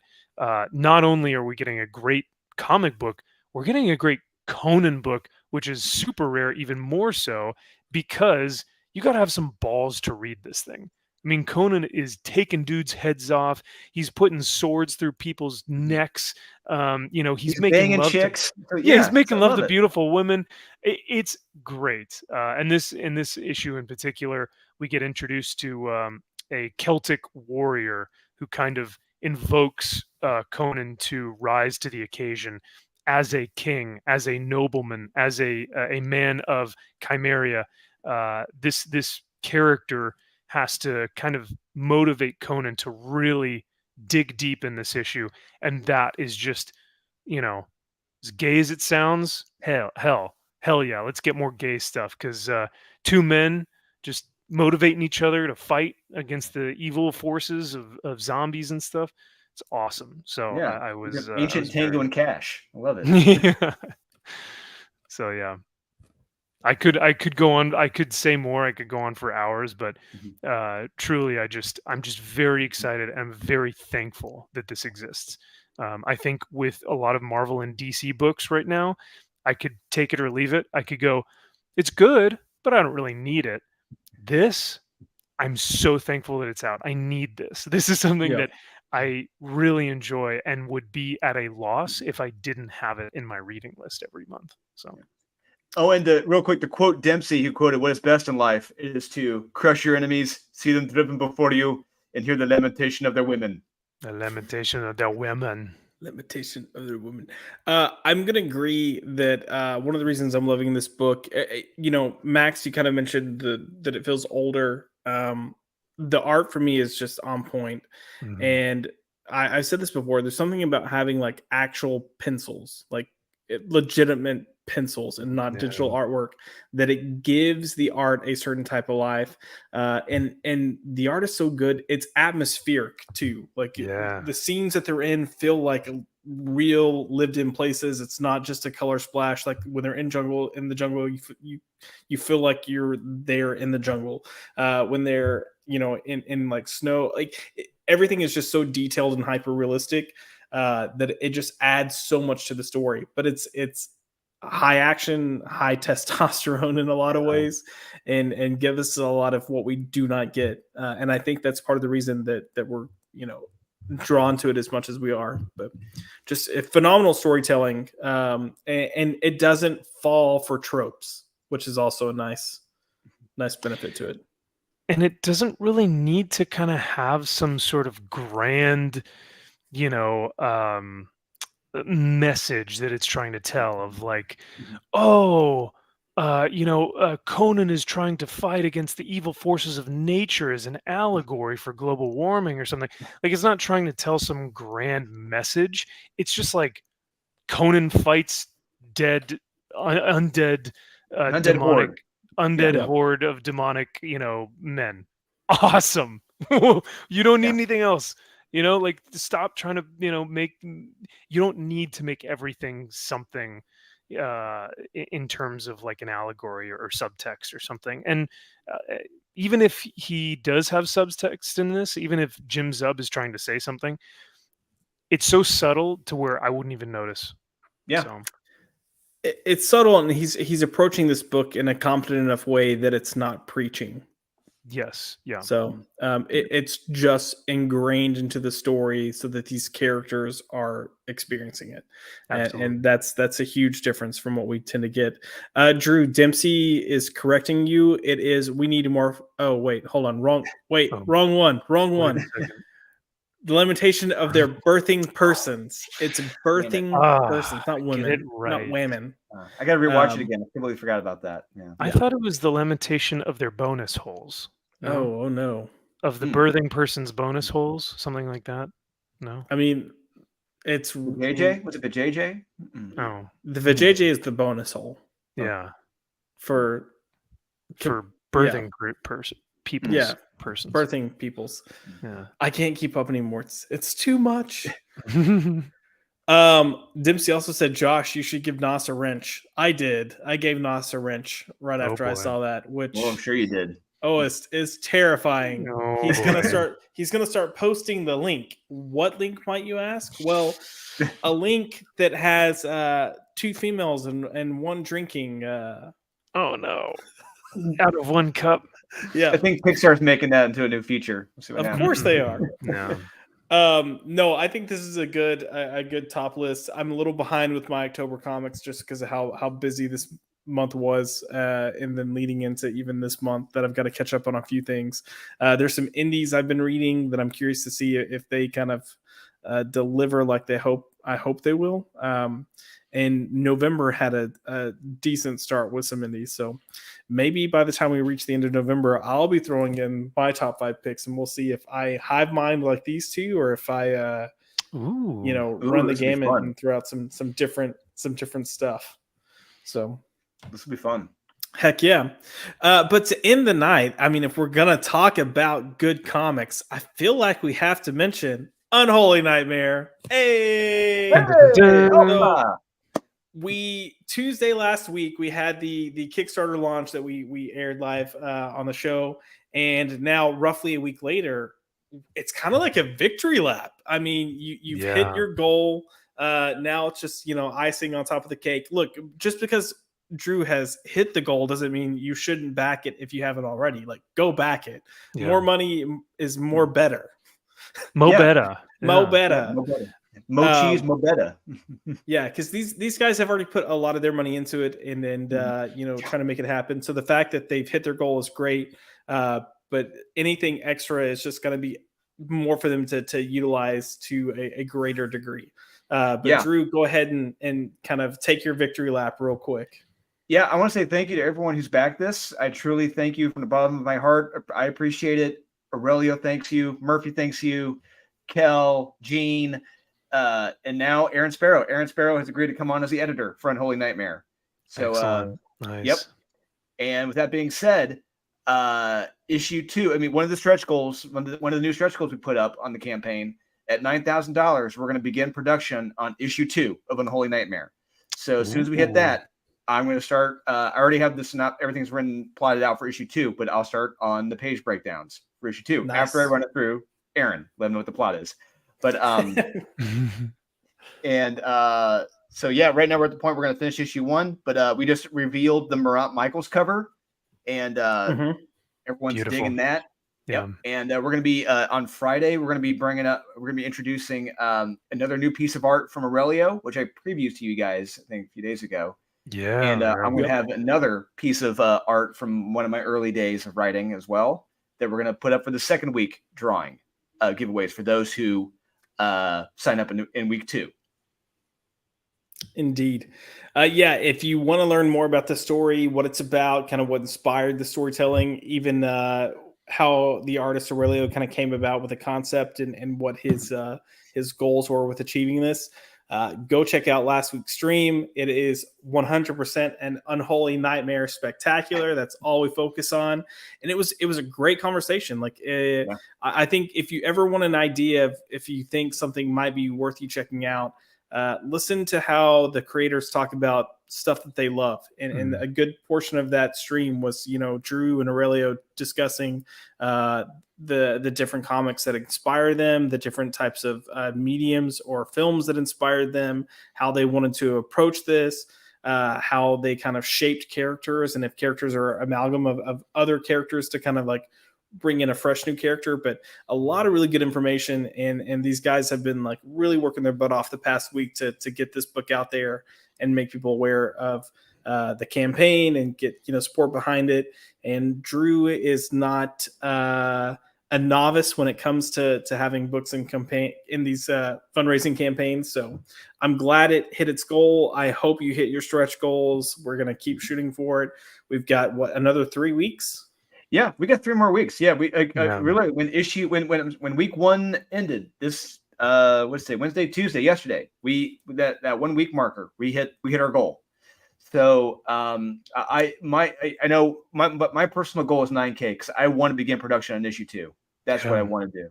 Yeah, that's awesome, man. Nos, I swear Drew is Jay Bowman's twin from Red Letter Media. It's not the first time this has been brought up. I could see it. Yeah, it's not. The other guy I've been told I look like is Ryan Cannell. That's the other guy I've been told I look like, and it's like I see more Jay. I see Jay Bowman. Yeah, but taller. Yeah. No, this is awesome, man. When you texted us, it was funny. It ramped up so quickly. Like, we hit over like 2K on one of our streams, and then it was like all of a sudden at 3,500, and we're like, oh shit, we're like more than halfway there. And then all of a sudden it was like funded, and you texted us, and I was like, holy shit, man, this is so rad. And we still have 3 more weeks to go to get even more to help out with issue 2. So this is great news. And it's a testament to what you and Aurelio have both done. And there's really nothing more that you can, because you've said so much about it, and you've been so passionate about this, that there's really nothing else that you can add. People are just excited about this now. The hype is showing, and people are backing it because they believe in what you and Aurelio are doing. So it's awesome, man. It's really, really great to see the success.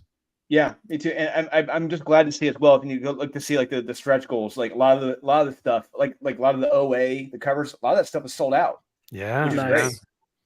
Yeah, and nice. I love seeing that, and I love the fact how everyone gets excited for it. They're just as excited as we are when they see this stuff, and I really can't wait for everyone to get the digital copy. Not just the physical copy. Physical copy is going to be fucking amazing, but when they read the PDF for the first time and they see how exciting it is, they're gonna be like, "Oh my god, I gotta read this in my hands!" As soon as they get it. I just want them to be so blown away with this. They're gonna want to keep reading it over and over again. They're gonna come back for issue 2. I mean, so I'm not stopping at all on the promotion for this. I'm gonna be on live streams, channels like nonstop to the end of to the end. And I got my friend Eli Stone. He's cold calling comic book shops to get them to order the book, to get them to pick it up, and it's even more enticing now because it's funded. So it's a no-win situation. It's a no-lose situation now.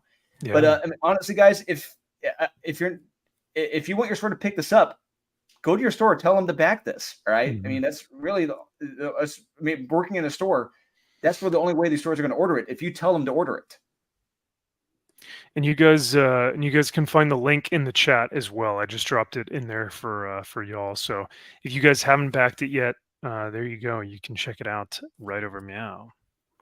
Right over Meow. The link is also in the I can't talk. It's getting late. The link is also in the description. So a link to the Kickstarter. There's also a link to last week's episode where we were all Unholy Nightmare. But go check both of those out. Really good stuff. And for those of you that did back it, thank you so much. I appreciate it. Drew is a friend, but even outside of Drew being a friend, like this is something we've been excited about. And it's kind of like what we're talking about with these comics that were good. Max was mentioning there's so much that we're not getting that when you do get something of a certain quality, you just get excited for it and you look forward to it. And I know that's what we're getting here. And I'm excited to it'll be a little while, but I'm excited to get my hands on it. So, yeah, I mean, we have 6 of the pages in there on the Kickstarter. You can see what the art is going to be like. You see what the dialogue is going to be like. Yeah, that should get you excited, And that, bear in mind, that's just 6 of the 20 some odd pages we got to go. And it's not just that action on the 6 pages. There's going to be plenty of action, blood, gore, horror, everything in the first issue. Yep, and the PDF copy is $5, right? PDF is $5. $5. So yeah, if you've got $5, go back it. If you don't have $5, but you want to donate, there's an area where you can donate without getting a tier, and also share the link. Let other people know about it. I'm sure there's someone in your groups that loves reading comics, and this is going to be some good stuff. It's going to save this campaign. Word of mouth is really going to be the factor that saves this campaign right now. And absolutely. Even though it's like more of a horror Halloween October type of book, it's good enough for it's good enough for a Christmas present for your friends. It is indeed. Get one for your friends. Get it for Christmas.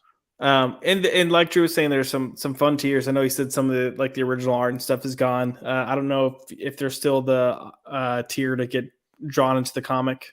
I think those are all sold out. Ooh, wow, nice. Well, there were some really fun things. But if you missed out, you snooze, you lose, you biatch. One of the big calls we made to push there, we finalized that deal, and now they're gonna play a major role in the comic. Nice. Alrighty, gents. Well, we have gone way later than we typically go, but it's been a hell of a lot of fun. And chat, you've been freaking on fire, but we're going to go ahead and wrap things up. Drew, I'm going to let you kind of go ahead and sign off. Where can people find you? Do you have any streams coming up? And go ahead and plug away, man. Yeah, so you can find me. My name is Dolan Waddick. You can find me on Facebook as Dolan Waddick, or on Instagram, Dolan_Waddick. And if I haven't sold you on Unholy Nightmare, reach out to me on there. I'll gladly talk to you, and I'll tell you why you should get this comic more than anything else in the market right now. And I will be on a stream tomorrow night. I think her name is Bianca. I think she's a friend of Nerdette. I'll be on her channel tomorrow. And I'll be on, I think, Friday night, be hanging out with Max, talking the weekly floppy wrap-up. And then Saturday, I'll be on the Aficionados with Wes. So hell yeah. Okay, well, I'll see you Saturday for sure. Nice. So, Max, where can people find you if they want to find you? You guys know who I am. I like Superman. And I like Quithmith because I have my Quithmith up here. I love it. But yeah, no. Yeah, you guys see me all the time. Max's Man Cave, MVP, weekly comic wrap up. We've got tons of streams. The morning Sunday streams with X-Ray Girl and Kara where we paint Warhammer. It's awesome. So Shieldwall, you can actually find me on Bumble, but you have to be living in Southern California. So sorry, buddy. Wow. And Hinge and Grindr. But Grindr's a last resort. It's a last resort. All right. I'm taking anything I can get here. All right. Look, even I'm not on Grindr. Jesus, that's terrifying. You're missing out. No, I'm not. Look, here's what I'm gonna do. I'm gonna download Grindr tonight and just take a screenshot of the panels, so you can see what's why I'm not missing out. Yeah. So I have Drew, aka Dolan's Facebook page listed in the description. I have Max's Twitter and YouTube, I believe. Maybe it's just YouTube. Thanks, channel listed in the description. And Sunday mornings he does. Well, Friday nights, Max and Drew and Kyle will all get together and kind of discuss the comics of the week. Definitely worth checking out if you're a comic book fan. I will be watching Captain Marvel, so I will jump the Marvels, whatever the hell this movie's called. So I'll jump into that stream late to in the comments to be like, hey. But yeah, wait. Sunday morning Max has his build stream. Sunday night Max's Man Cave, always a good time. Go check out those streams. And then as for me, you can find me at Joshua L. McDonald on Twitter or at ByPopped for the channel. I'm here most Tuesdays, sometimes on Wednesdays, and sometimes I have weeks where I'm like, I'm not coming in this week. When are we getting Only Josh? Bring back Only Josh. Only Josh is coming back. I'm actually trying to get someone nailed down for this weekend because it was going to be my previous guest, and she is a therapist and psychologist that she predominantly works with people who have served in the military. And kind of the challenges to go into that. So I was going to bring her on and kind of talk to her about what she sees, what she experiences, and kind of like the sad reality I think that we see. I think both good and bad. Good things that we see, as people transition from serving to coming back to a civilian life, and some of the unfortunate things that she learns and hears about as people try to transition back to civilian life. So that is the goal. We're trying to get her nailed down. Her husband is retired military, he's away right now. That's what's been making it tough, but he's doing training for his new job, and they have 4 kids. So Saturday night, 4 kids, like trying to nail her down. Also patients calling her as they need, like it's a lot. But the goal is to get her on, and it would be perfect for this weekend if we can get it for this weekend, because this weekend is Veterans Day. But so we'll see. But it will come back eventually. And again, as always, we have a lot of stuff in the pipeline that's planned. It's just trying to get schedules. By far the hardest thing to do with YouTube. So, but we are going to call it. Go ahead. Marine Corps birthday on Friday. That's it. Oh yes, Marine Corps birthday on Friday, and then Veterans Day Saturday. Yep. It's a great weekend to have. If you know someone that has served, make sure you thank them. If you know a Marine, tell them happy birthday, and then give them a little cupcake with a bunch of crayons in it, and then light it as the candle. Yeah. We'll eat the crayons. It's win-win. So good stuff. Yeah. Well, we are going to close. My voice kind of gave out. That was a little. Whoa! Time for some water. We are going to close out the show by playing the trailer for Unholy Nightmare. So thanks again, everybody, for being here. Have a good night, Max. Make sure you keep your legs closed while wearing your Captain Marvel skirt. All right. Good night, everybody. Can't promise anything. Okay, well that's fair. In the dark streets of Chicago, a mysterious masked hero fights against the forces of evil. He is the Recluse, and as a secret ally, a cop who goes undercover in the criminal underworld. Together, they face a deadly new threat, a drug that turns humans into monstrous creatures. As they try to stop the drug trade, they discover a hidden realm of horrors that will test their courage and loyalty. Will they survive? The Unholy Nightmare. From the creators of the hit comic book series Born of Blood, R. Elio Mazara and Dolan Wadding, comes a new action-packed adventure that will take you to the edge of your seat.